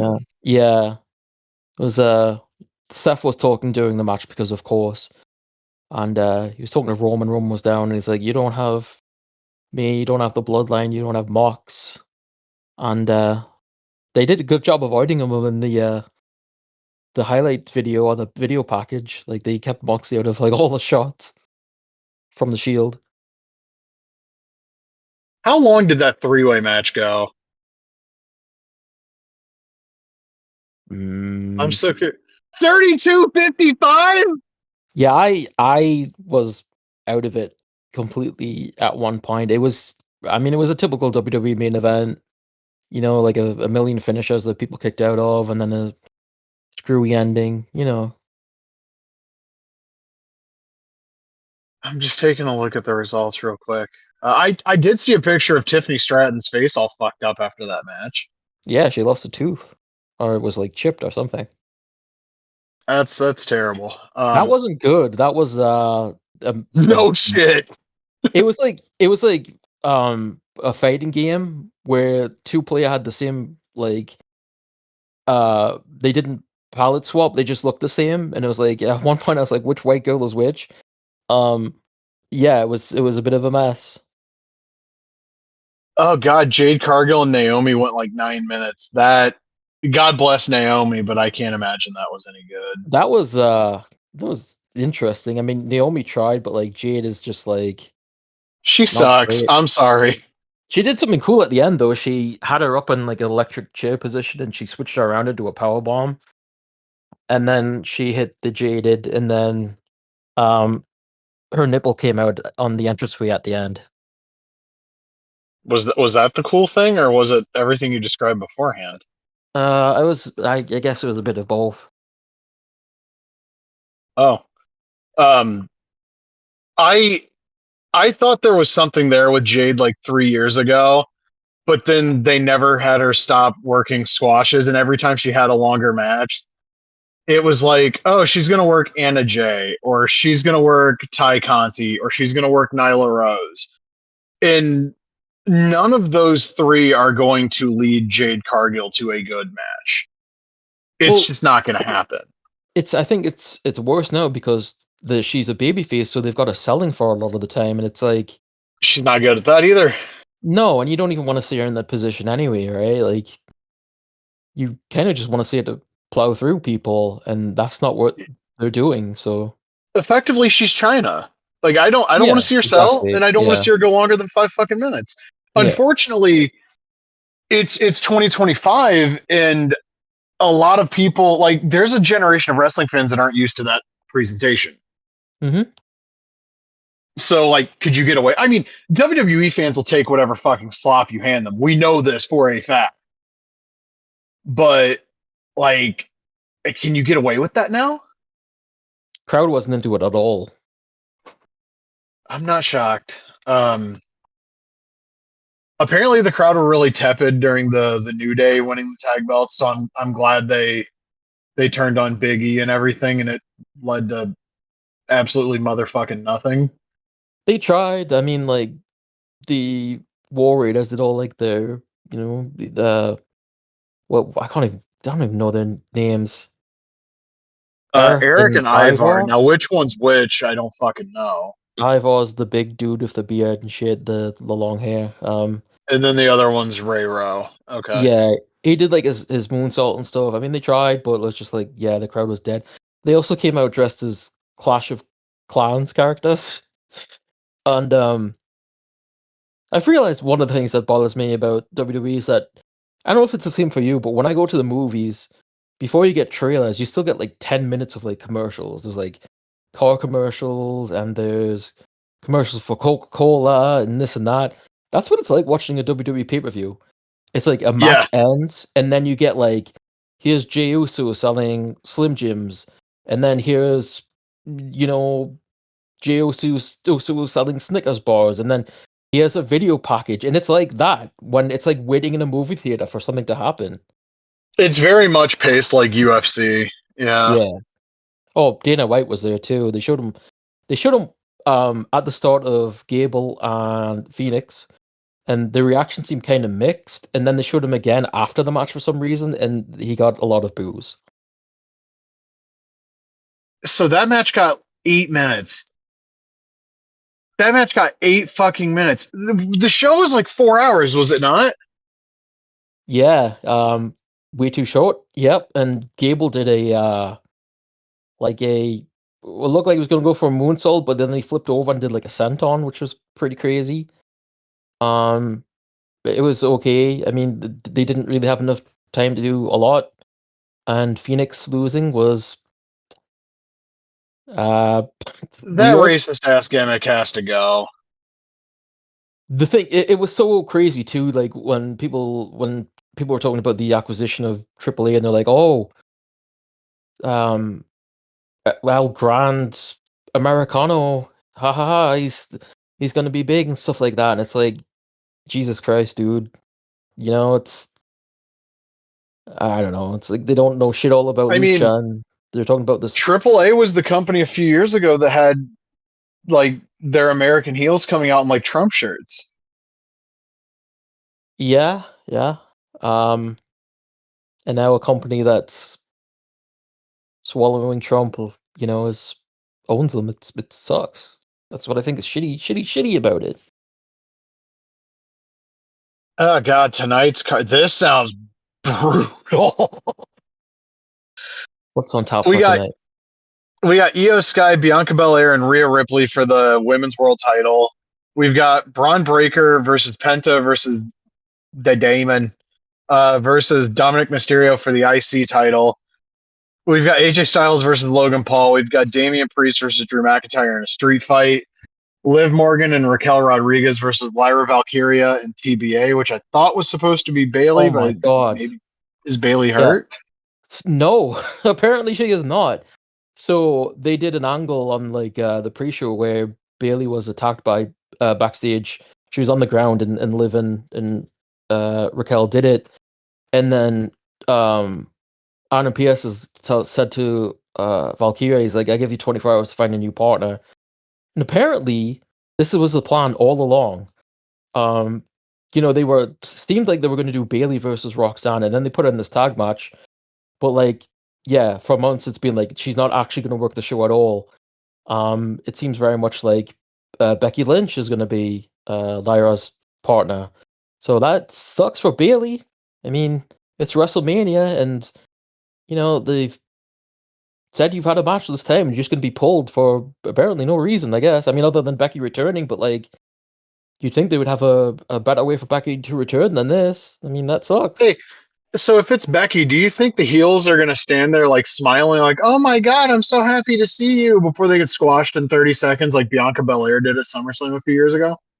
You know what? I'd rather have them get squashed in 30 seconds than anything longer. Right, but like I remember watching that and going, they just made Bianca Belair look like a fucking moron. Yeah, of course they did. You hear Becky Lynch's music and you're like smiling? That's Yeah, no. Like they made her look like a smiling dumbass, and it's like this girl actually has something. What are you fucking doing? And yeah, yeah. also, Becky Lynch doesn't feel like she's got anything left anyway. Randy Orton versus whoever the fuck in an open challenge match. I probably Rusev. Yeah, it seems like it. I've heard some people say Nick Aldis, but it seems like it's gonna be Rusev. All this, I guess, would make sense given what I've read they're doing. Could be Malachi Black. That would be really funny. I think Uh, he had a video package on SmackDown, and I think the date was like this coming SmackDown, so I guess he's gonna be back on that show. Duck to Black Mass, RKO 1 2 3. Go back to the mid card, Tommy. Hmm. And then Cody Rhodes versus John Cena. Um, let's be perfectly clear about this. Cody's losing. Yeah, it seems like they're gonna do like a cooperation with Seth, Heyman, Brock, and Cena. Um, Rollins has been doing like rock things recently. Like he dressed like him at one point and using the microphone like him, and like last night he was using a flamethrower, which Rock did last year. And yeah, it just seems like that's the direction they're going. Why Seth Rollins and storyline would want to be second fiddle to John Cena, I don't know, but whatever. Because in theory, being second fiddle means he gets the other world title. Yeah, I guess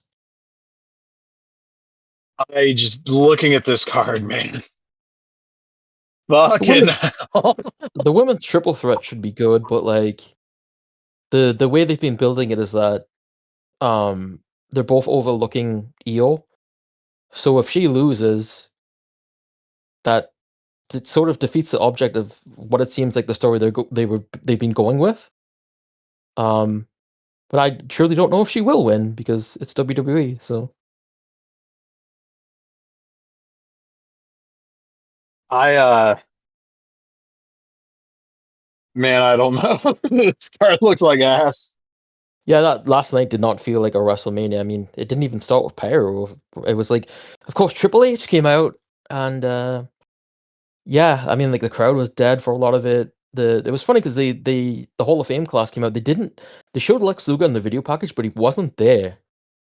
Like they didn't even say like he couldn't attend or whatever. Just Luger just was not there, and I don't know why.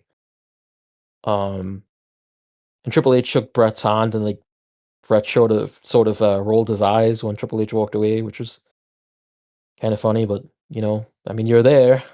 It was something seeing Austin and Brett like stand to the side while Triple H is doing his whole bullshit.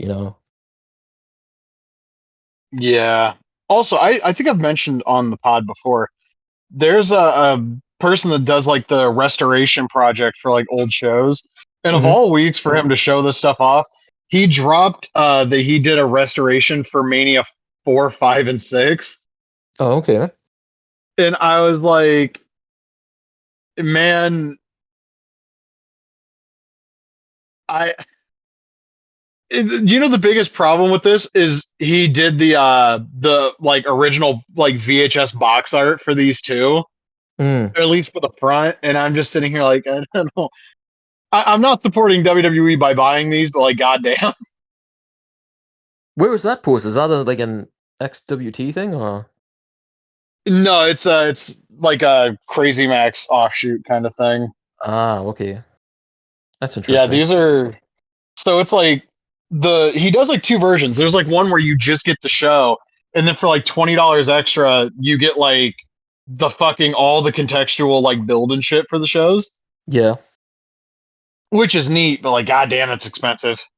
They they uploaded somewhere it was like I think it was on YouTube that Hogan and Warrior out like commentary, right? And different camera Oh, angles.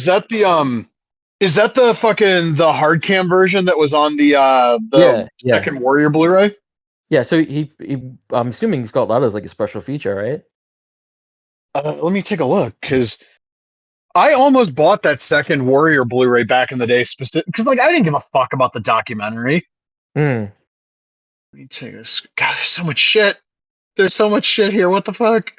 Uh, I need a link to that. I want to check that out. hold on 1 second. There's a whole fucking extra disc for Hogan and Warrior, Hmm. and no, no, it's not Oh here. wow. Wow. I would have definitely put that on there. Second. I will get you a link. This is actually in a Facebook group, but it's an offshoot from Crazy Max. What the fuck? Uh, am I not allowed to share the link to the group? Oh my god. Oh, yeah. There's not even a thing there for me to fucking do an invite. Wow. Okay. Secret society. That's fucking lame. I think his stuff hits XWT though, because I've seen him post a bunch bitching about it. Yeah, I'll probably find it somewhere. God damn. Okay, well, Oh I feel well. bad about mentioning it now. That's alright. I guess they dropped a Mania 9 documentary. He's mentioning that when he does the Mania 9 deal, it's going to be in there. So that's. Yeah. I heard people say it was good, but I mean I'm sure it's interesting seeing like the behind the scenes and stuff, but I don't want to Do we watch see WrestleMania Hogan next. taking a fucking right hand from Savage? That's what I want to know. They talk about it in it, and I guess he denies it, and unless Brett said that was the story that was going around that day and stuff. I just fucking. Hulk's just standing there talking to someone. You hear, hey, brother. And fucking Hogan turns, you see him eat a punch. Savage never shown beyond like just his fist hitting Hogan's face. I It thought just it, cuts to Hogan like, yeah, it wasn't Randy. Wasn't Randy, brother. oh, they interviewed Scott Steiner, and he's like, that's what Randy told me, that he punched him, and I believe it. And he's like, oh, I guess he's believed Randy for all these years, but that's not what happened or whatever. I don't know. Shout out to Scott Steiner. He still hates Hogan. Yeah, it's great. Oh my god. I correct me if I'm wrong. We did not see a single Hogan figure at Access, did we? I'm trying to think, and no, I don't think I can remember a single one. Well, we saw Warrior, and he's objectively the better wrestler of the two. No prototypes or anything. No. Yeah, I'm not seeing like shit. Okay, cool. So maybe our national nightmare of having to see fucking Hulk Hogan figures every couple of months is over for a little bit. Oh, they'll find something else. They'll squeeze something else out somewhere. Oh, they actually had the painted sample of the bloody Steve Austin figure in the case Oh, that's at cool. and he's being put in a sharpshooter by the Ultimate Edition Monday Night War Bret Hart. The blood pattern on this looks pretty accurate to what I remember like the Crimson Mask being at 13. Shouldn't that So should that purple tights Eddie have had a bloody face? he's wearing black at Judgment. Oh, okay. I wasn't sure. I think the only reason we're getting the bloody Austin, if I can be perfectly honest, is that it's a ringside exclusive. I don't Yeah, think that makes we're sense. going to get a bloody figure at mass retail. Though, if they ever did, that's an Ultimate Edition 2 pack right there. Bradshaw and Eddie from Judgment Day. Yeah. Holy shit, that's, yeah. Give me the chair, the belt. Give me, like, I mean, both of them would have to have bloody heads because Bradshaw gets juice after the match. What a fucking match that is, man. Like, if people talk about it because of the blade job, but before the blade job, that's still a really fucking great match.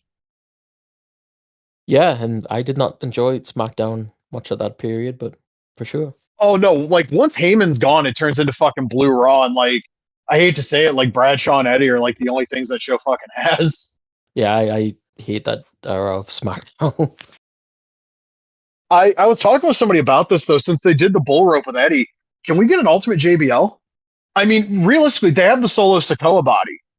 That's going to work perfectly for Bradshaw. And I'm assuming, just trying to think of how the parts would fit together, you could probably put that upper body on like the legs they use for like Bruno or Brock. So Yeah, it like makes sense. that wouldn't even be a hard figure to get out there. And I mean, listen, if you're willing to do 47 Dominic Mysterio Ultimates, and really I think they've only done 2, but I'm just going to say 47 for the bit. Can we get Bradshaw? That's all I want. I With guess all due respect, we can get Umaga. Can we get Bradshaw?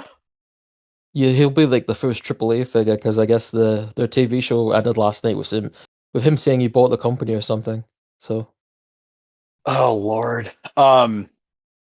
Yeah, but like just thinking back to those reveals, like I can't wait to see like the actual samples of the Dudleys. And when the fuck are those going up anyway? Yeah, I have no idea. That's the thing that we haven't talked about, though, is like the possibility of what AAA figures they could, make. Well, somebody had mentioned like Laparca and Sikosis, and my whole thing is they've always said they have to have the talent under a deal too. hmm, So like they'd still have to sign LA Park, and I don't think they're going to sign LA Park for the money LA Park wants.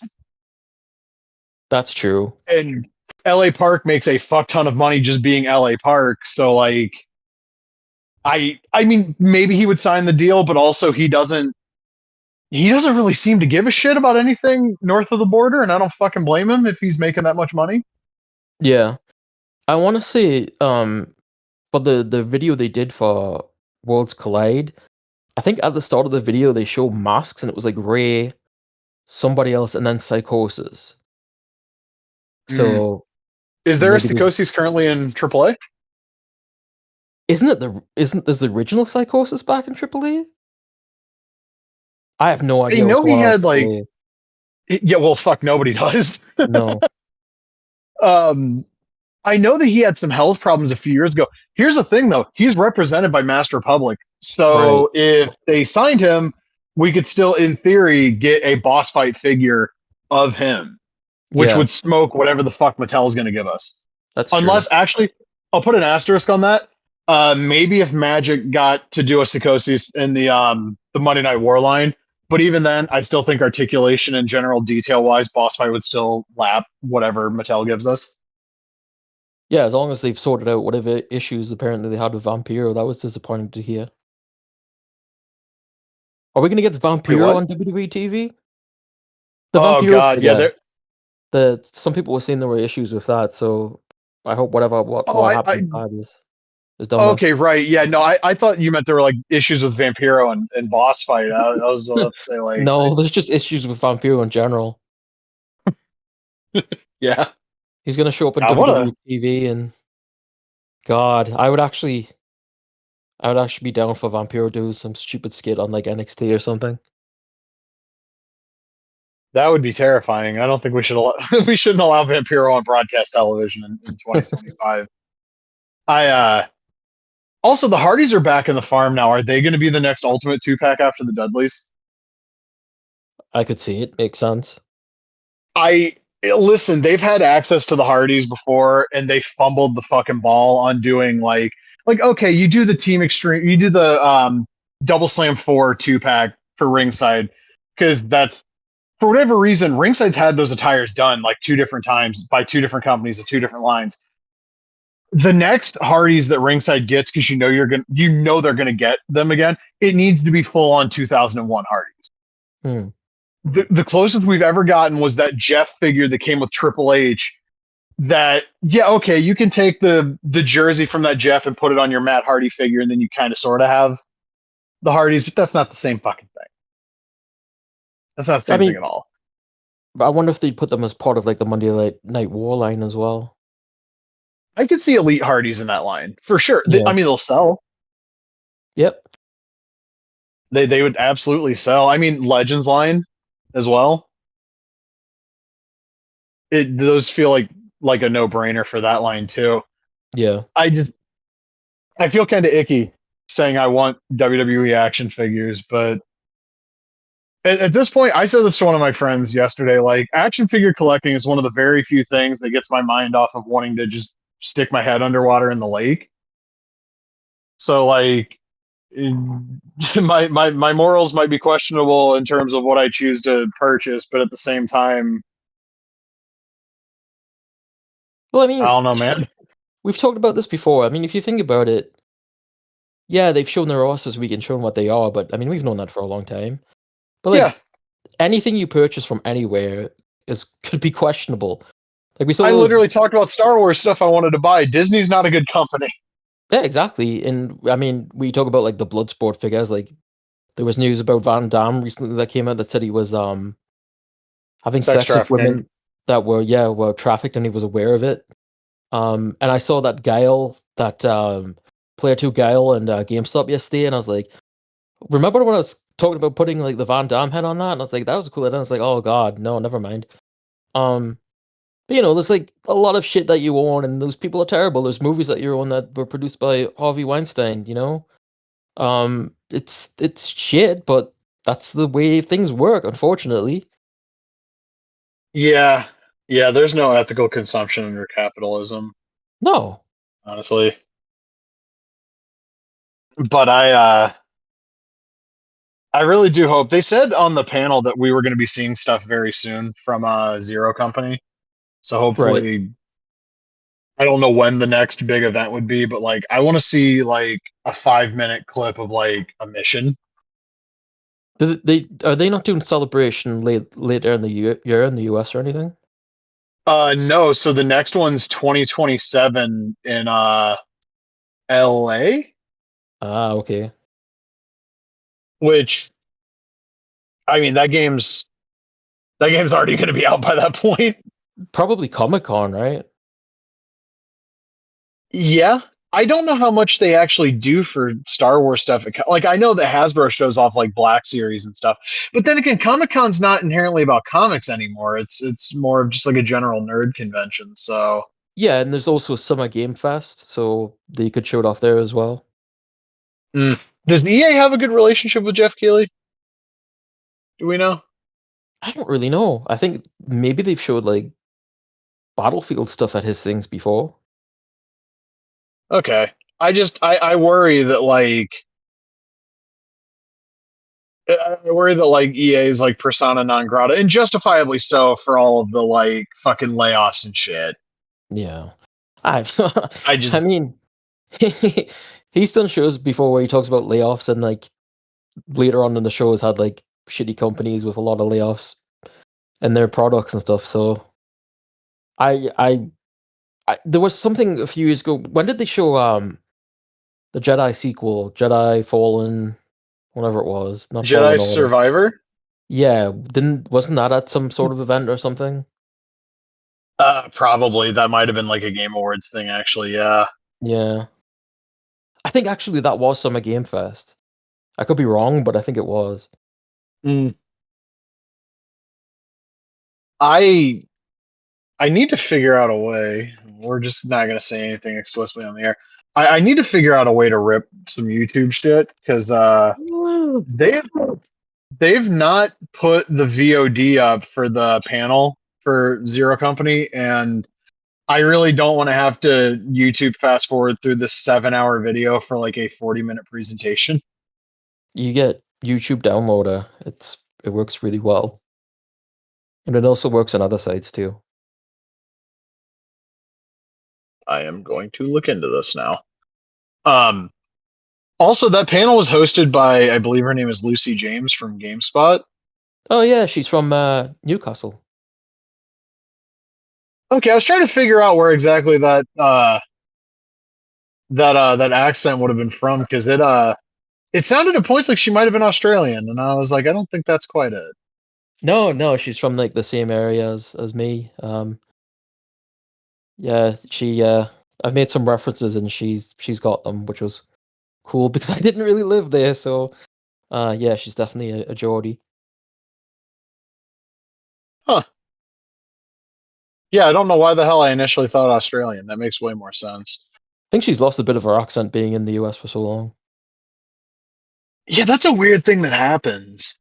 Yeah. I mean, it's happened to me. So I when I was a kid, I had to develop a Canadian accent. I don't know if I've said this before because I was talking about Punky Brewster and the girl in kindergarten didn't understand what I was saying. So I was like, I gotta sound like the rest of these kids. Have I ever told you when I was a little kid?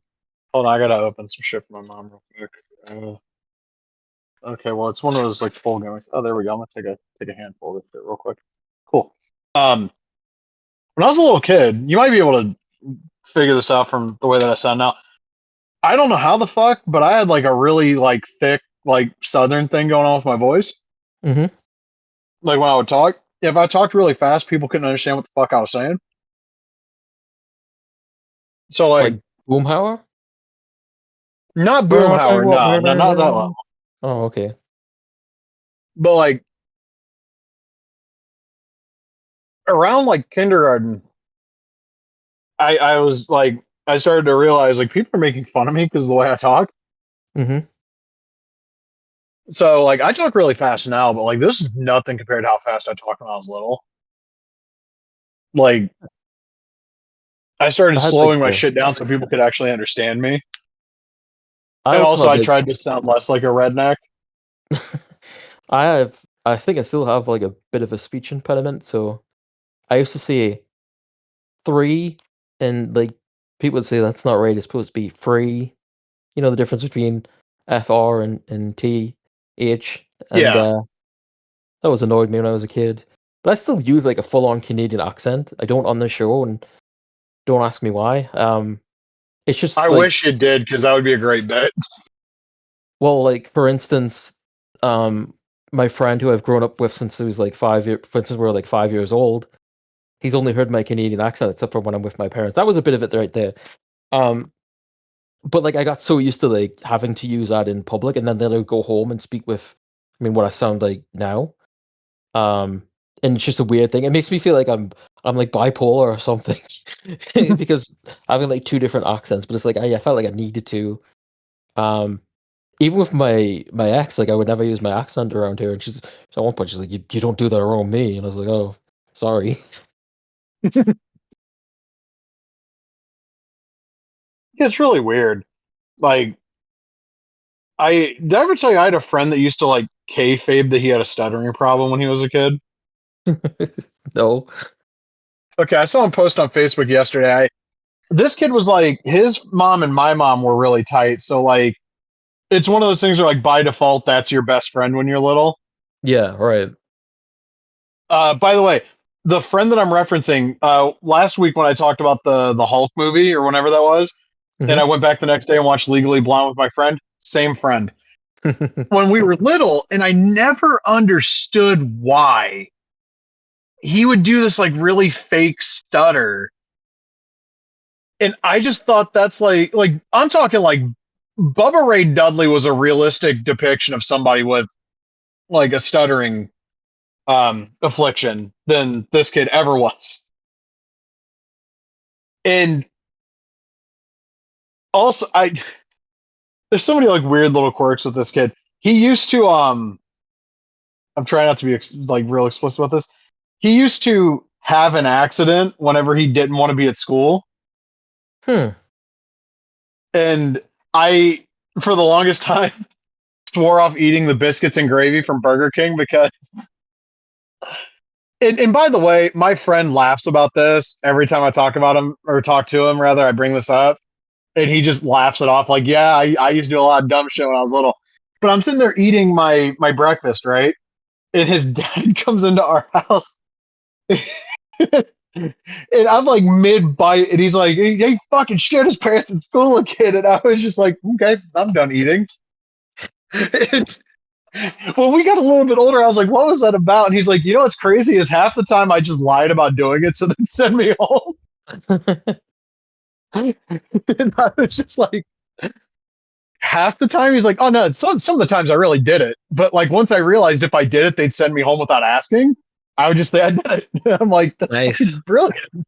That's fucking brilliant. And so like a long time ago, like 2018, he was in town for like a funeral. He's like, hey, you know, like you want to go get something to eat? And I was like, yeah, fuck it.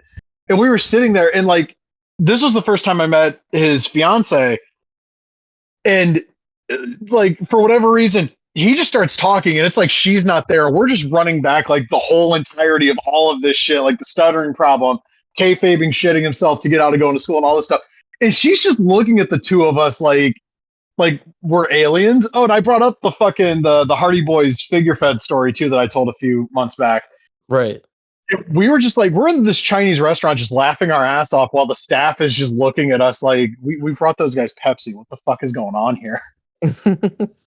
But like we were just like hooting and hollering, and it's like an all you can eat buffet. So like we're just like standing over like the hot plate. I'm like dumping butter chicken on my plate, just laughing my fucking ass off. But yeah, it's like that was like the one real experience with like a speech impediment I had when I was a kid was my friend kayfabing that he had a stuttering problem. Why did he do it? I to this day I do not know. Like Huh. he explained the whole like shitting himself thing, and God bless anybody who made it this far into the show.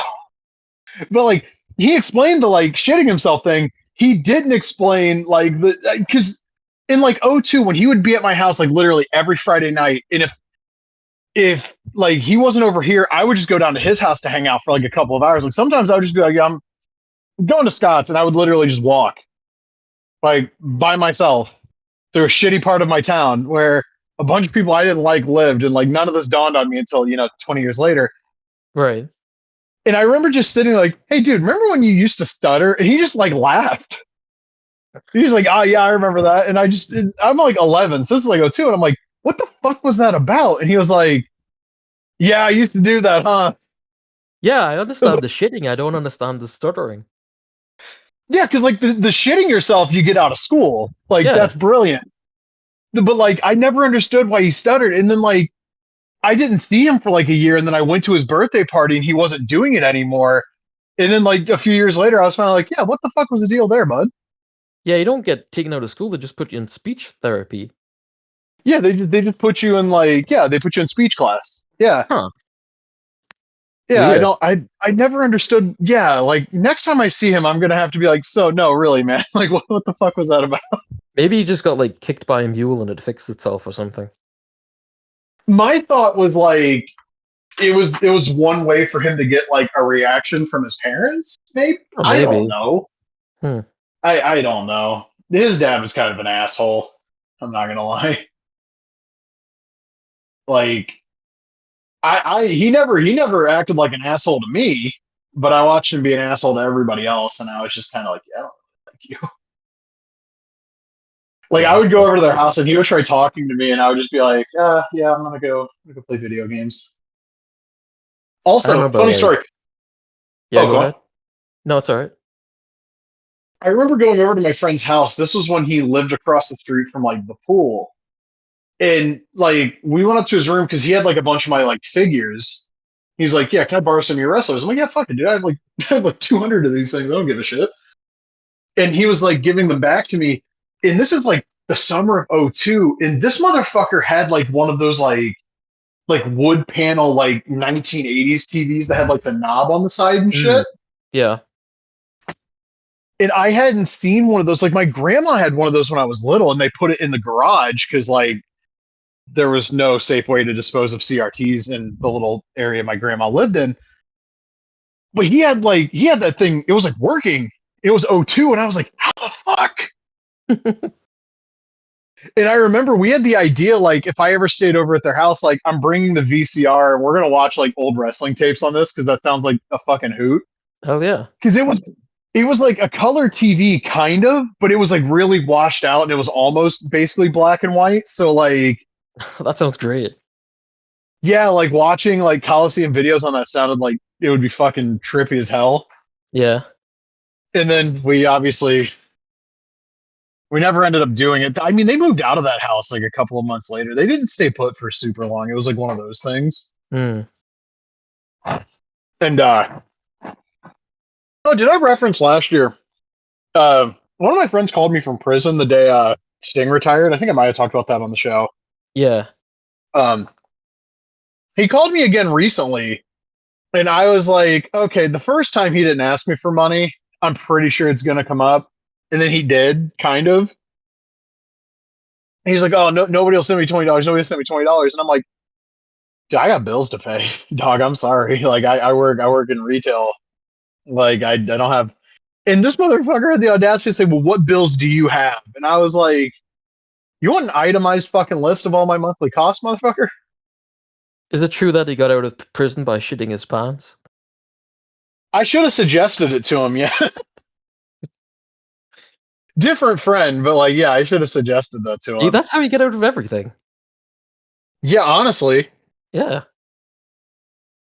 like, somebody comes over to your house and tries to like rope you into plans you don't want to do. It's like, oh man, I just shit myself.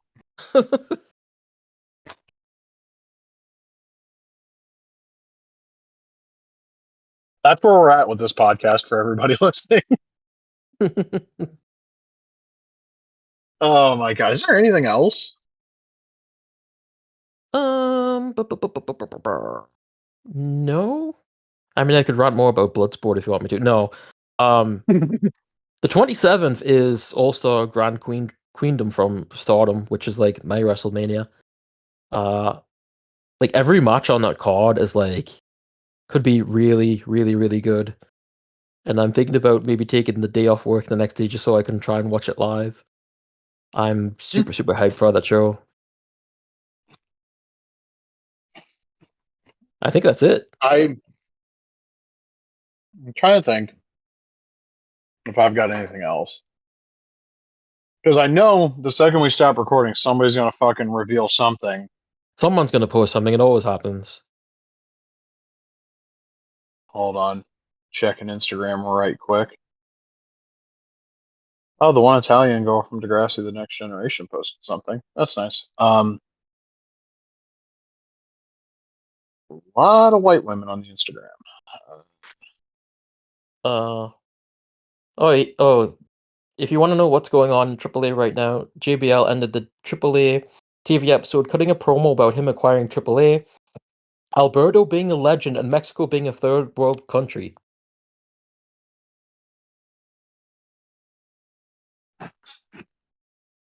But they're gonna keep it traditional lucha libre, everybody. Yeah, you know, they got to get rid of Alberto, right? I mean, that should go without saying. It is going to be unbelievably fucking funny when he shows up in WWE again. The guy that's apparently been calling Triple H big nose everywhere he goes.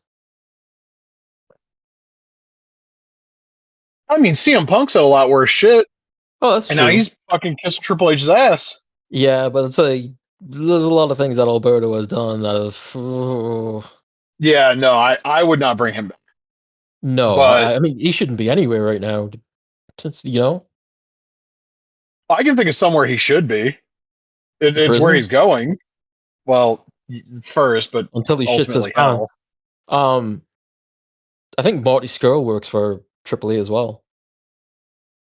I know he's done some like dates in Mexico. I don't know if it's AAA that he worked for. Like, I don't know if that promotion, like the Crash, is still running or whatever the fuck. They are, yeah. I'm also not going to Google Marty Skrull's name to see what's going on with him because I don't care.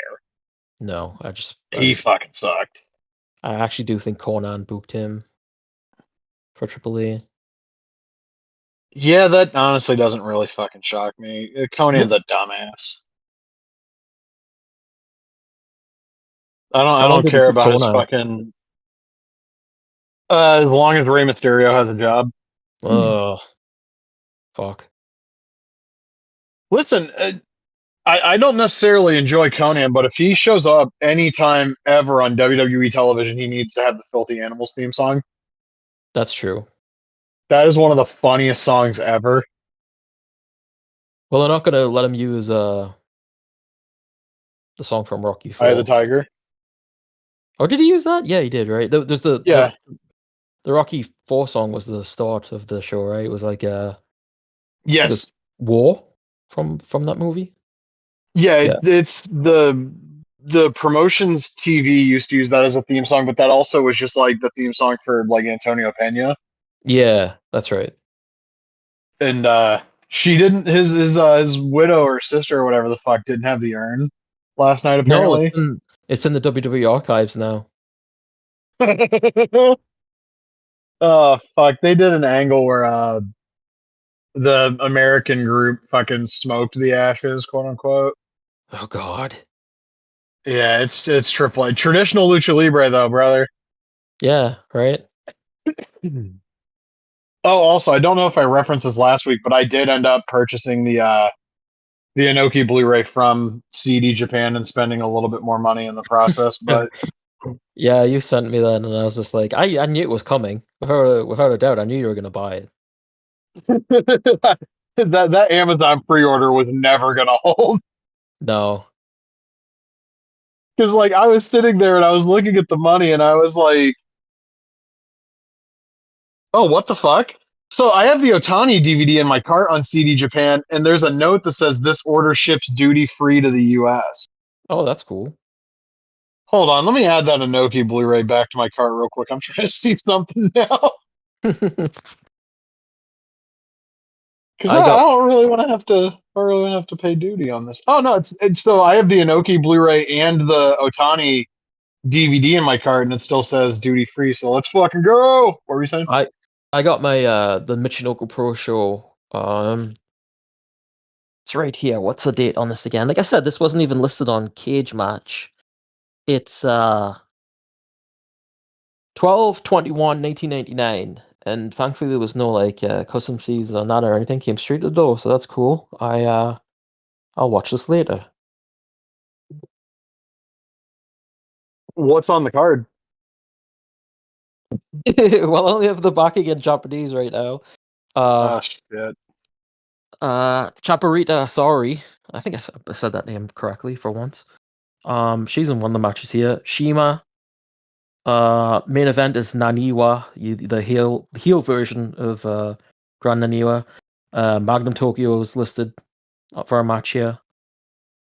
So it's that cool period where you've got like a bunch of Toru Yuma guys working Michinoku Pro and the heel Sasuke group and stuff. Should be a fun show. Shout outs to Lucha Russ. Yeah. Traditional lucha res, whatever that means. Oh, also, I made my comic shop trip this week, as I do Oh, every week.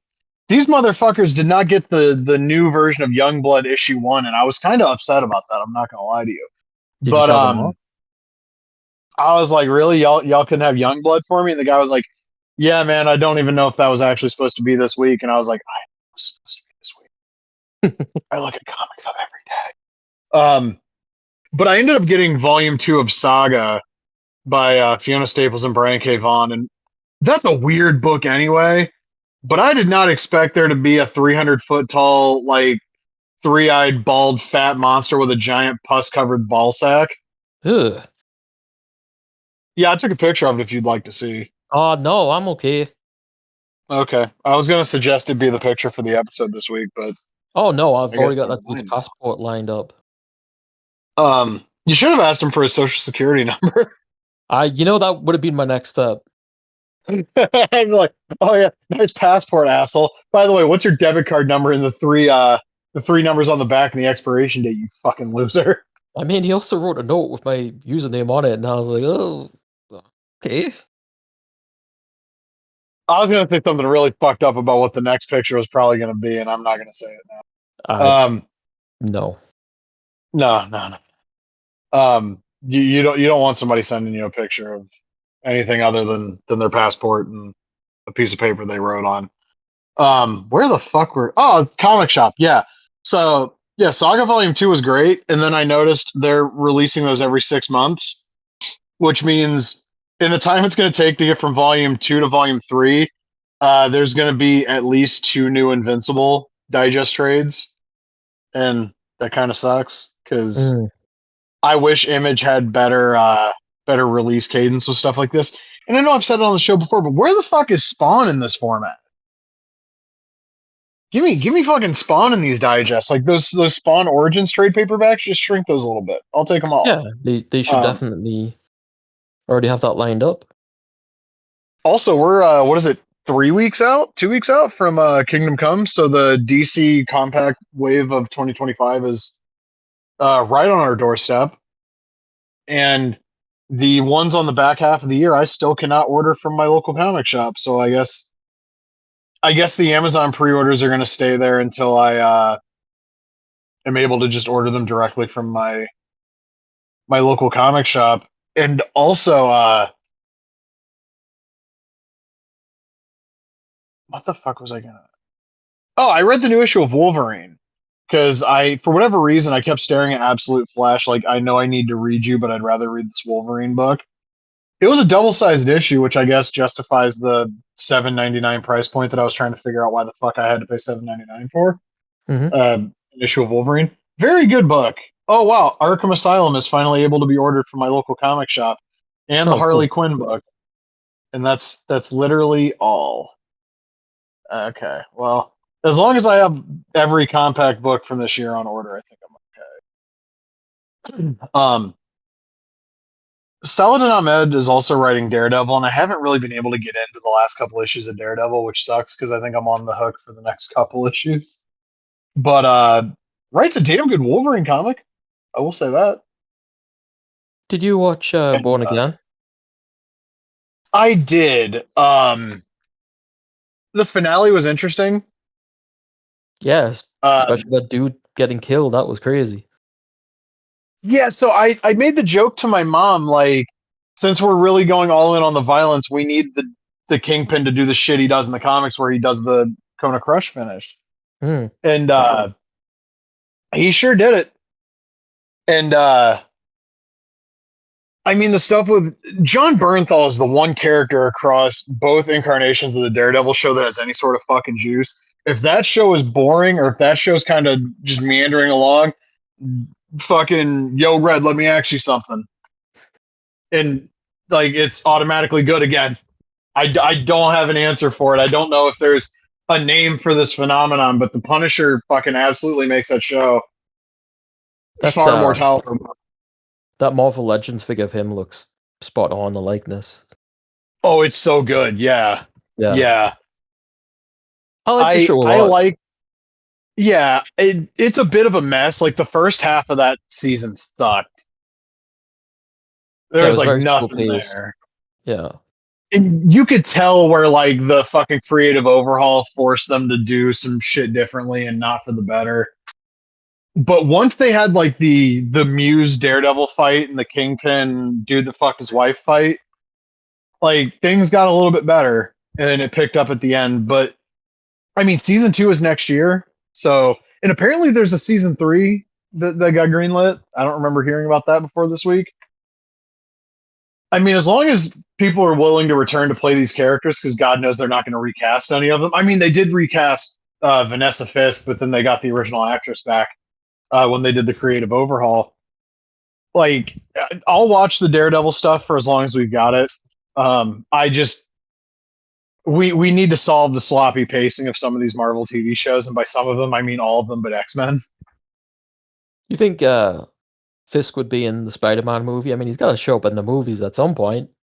Apparently, he said there's like a rights issue that prevents him from being in the movie.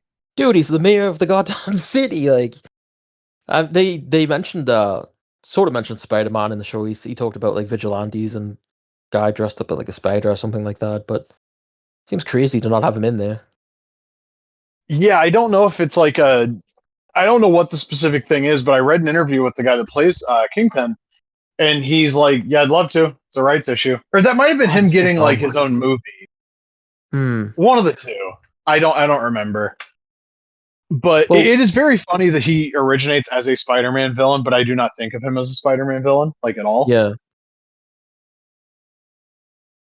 I think they talked about like people were talking about like at the end of the show, Matt says we need an army, and people are like, well, Spider-Man should be in this, but apparently that's a rights issue as well, right? Because of Sony, Spider-Man can't appear in Daredevil unless they set something up. I mean, obviously they've done that in the past with him being in the MCU, so. But then again, you put Spider-Man in your show, then the budget's probably gonna be a lot bigger. Significantly So increased. Yeah. yeah. But it's funny though because Daredevil was in that was MCU, that was a Marvel production, so I guess it doesn't matter. It's all weird. They need to figure that shit out. Just sell Spider-Man back to Marvel, Sony. Like, what are you gonna do? I mean, yeah, their stuff has not been I mean, other than the stuff that Marvel's explicitly helping out with, their Spider-Man stuff hasn't been good since the Raimi movies. It's been confusing as shit. Like when the Morbius was coming out in the trailer, they had like Spider-Man on the wall that said like murder or something, and it was like the PlayStation Spider-Man. And people were like, what the fuck's going on here? And that wasn't even in the movie, apparently. I've never seen it, but Uh, yeah, they don't know what they're doing at Sony unless Marvel's helping them. The only thing I know about that Morbius movie is that he says it's Morbin time and he morbs on those dudes. So I've heard, yeah. And I was in Tron, and I'm sad about that. Like I can't tell you anything about Morbius other than that and like he's in the cartoon. Yeah, I don't know anything about the character at all. Do you see that Craven movie? I didn't, which is funny because he's one of my favorite like comic book characters. But I did see the trailer and was like, oh, this looks like shit. Yeah, I had the same reaction, and then I remember like they were showing like maybe they showed some of it at Comic Con, and people were like, oh, this looks different. It looks really bloody and violent, and then it came out and got the same reaction as everything else Sony does. So I I wish the characters I like could be shown just a little bit more fucking like respect. hmm That'd be great. But I don't expect that to happen at any point in my lifetime at least. It's I don't know. I still like a lot of the Marvel properties and stuff, but I've also hit the realization in my life that and I think I said this last week, like I just like Image Comics way more at this yeah, point. And like reading Saga and uh like just reading more of like the Spawn stuff, which the Spawn writing is very hacky, but like Deadly Tales of the Gunslinger this week, that was really good. I haven't read King Spawn yet, but Deadly Tales, that's like the most like reliable automatic Spawn book they've got. Because I think I've mentioned it before, but the writer on it was either the inker and the editor, or he was like the inker and a co-editor on the Garth Ennis Punisher run.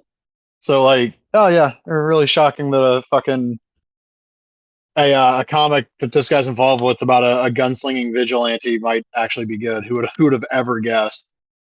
But hold on, I just got sent something from the ECW, um, it's the back. ECW ROM hack. Oh, It seems like, oh, it's the Balls Mahoney like punch combo. oh, That's that's cool. dope. Um, and it works. It looks like it works like like the shoulder thrust move where it can go on for like an indefinite amount of time. Yeah. And also in this clip, I want to know the background music is Just Incredible's theme song from the Hardcore Revolution video game, which is Oh, really okay. neat. Yeah, I'll have to check Um, that out. That sounds cool. I think that might be in the Randy Man Discord. Somebody sent that to me. I'm gonna sign up for his Patreon uh, a little bit closer to when the ECW thing drops. Um, I need to get back on watching ECW as well. Had a couple of weeks there where I was watching it like every day and then just kind of fell off. But that'll probably do us for this week. As for our topic next week, I have no fucking clue. I have an idea. What Okay. do you think about playing the Punisher from Xbox and PS2? Oh, you mean the game I already started playing and I love that game? Yeah, Well, there you yeah, go. yeah. You got to twist my arm on that one, man. Yeah, fuck yeah, Yeah. love that game. Yeah, so yeah, next week we're gonna be putting our skull shirts on and we're gonna be fighting crime in the streets of New York and we're gonna be double wielding weapons. And god damn, that game is so good. I wish buying an actual copy of it wasn't so expensive now. Yeah, I actually sold it to my friend with my Xbox back in the day so I could buy Fire Pro Returns, and he gave me it back quite a few years ago, so I've got a copy around here somewhere. Nice. I have to settle for emulation, and it's a weird game to emulate, but I'll get it. I'll get it figured out. It's fine. Yeah. Honestly, push comes to shove, I still have a modded PS2. I still have blank DVDs. I got no problem. I had no problem going back to how I used to do these things. But having said that, until next week, take care. Don't be an asshole. Fuck neo Nazis, and happy Easter.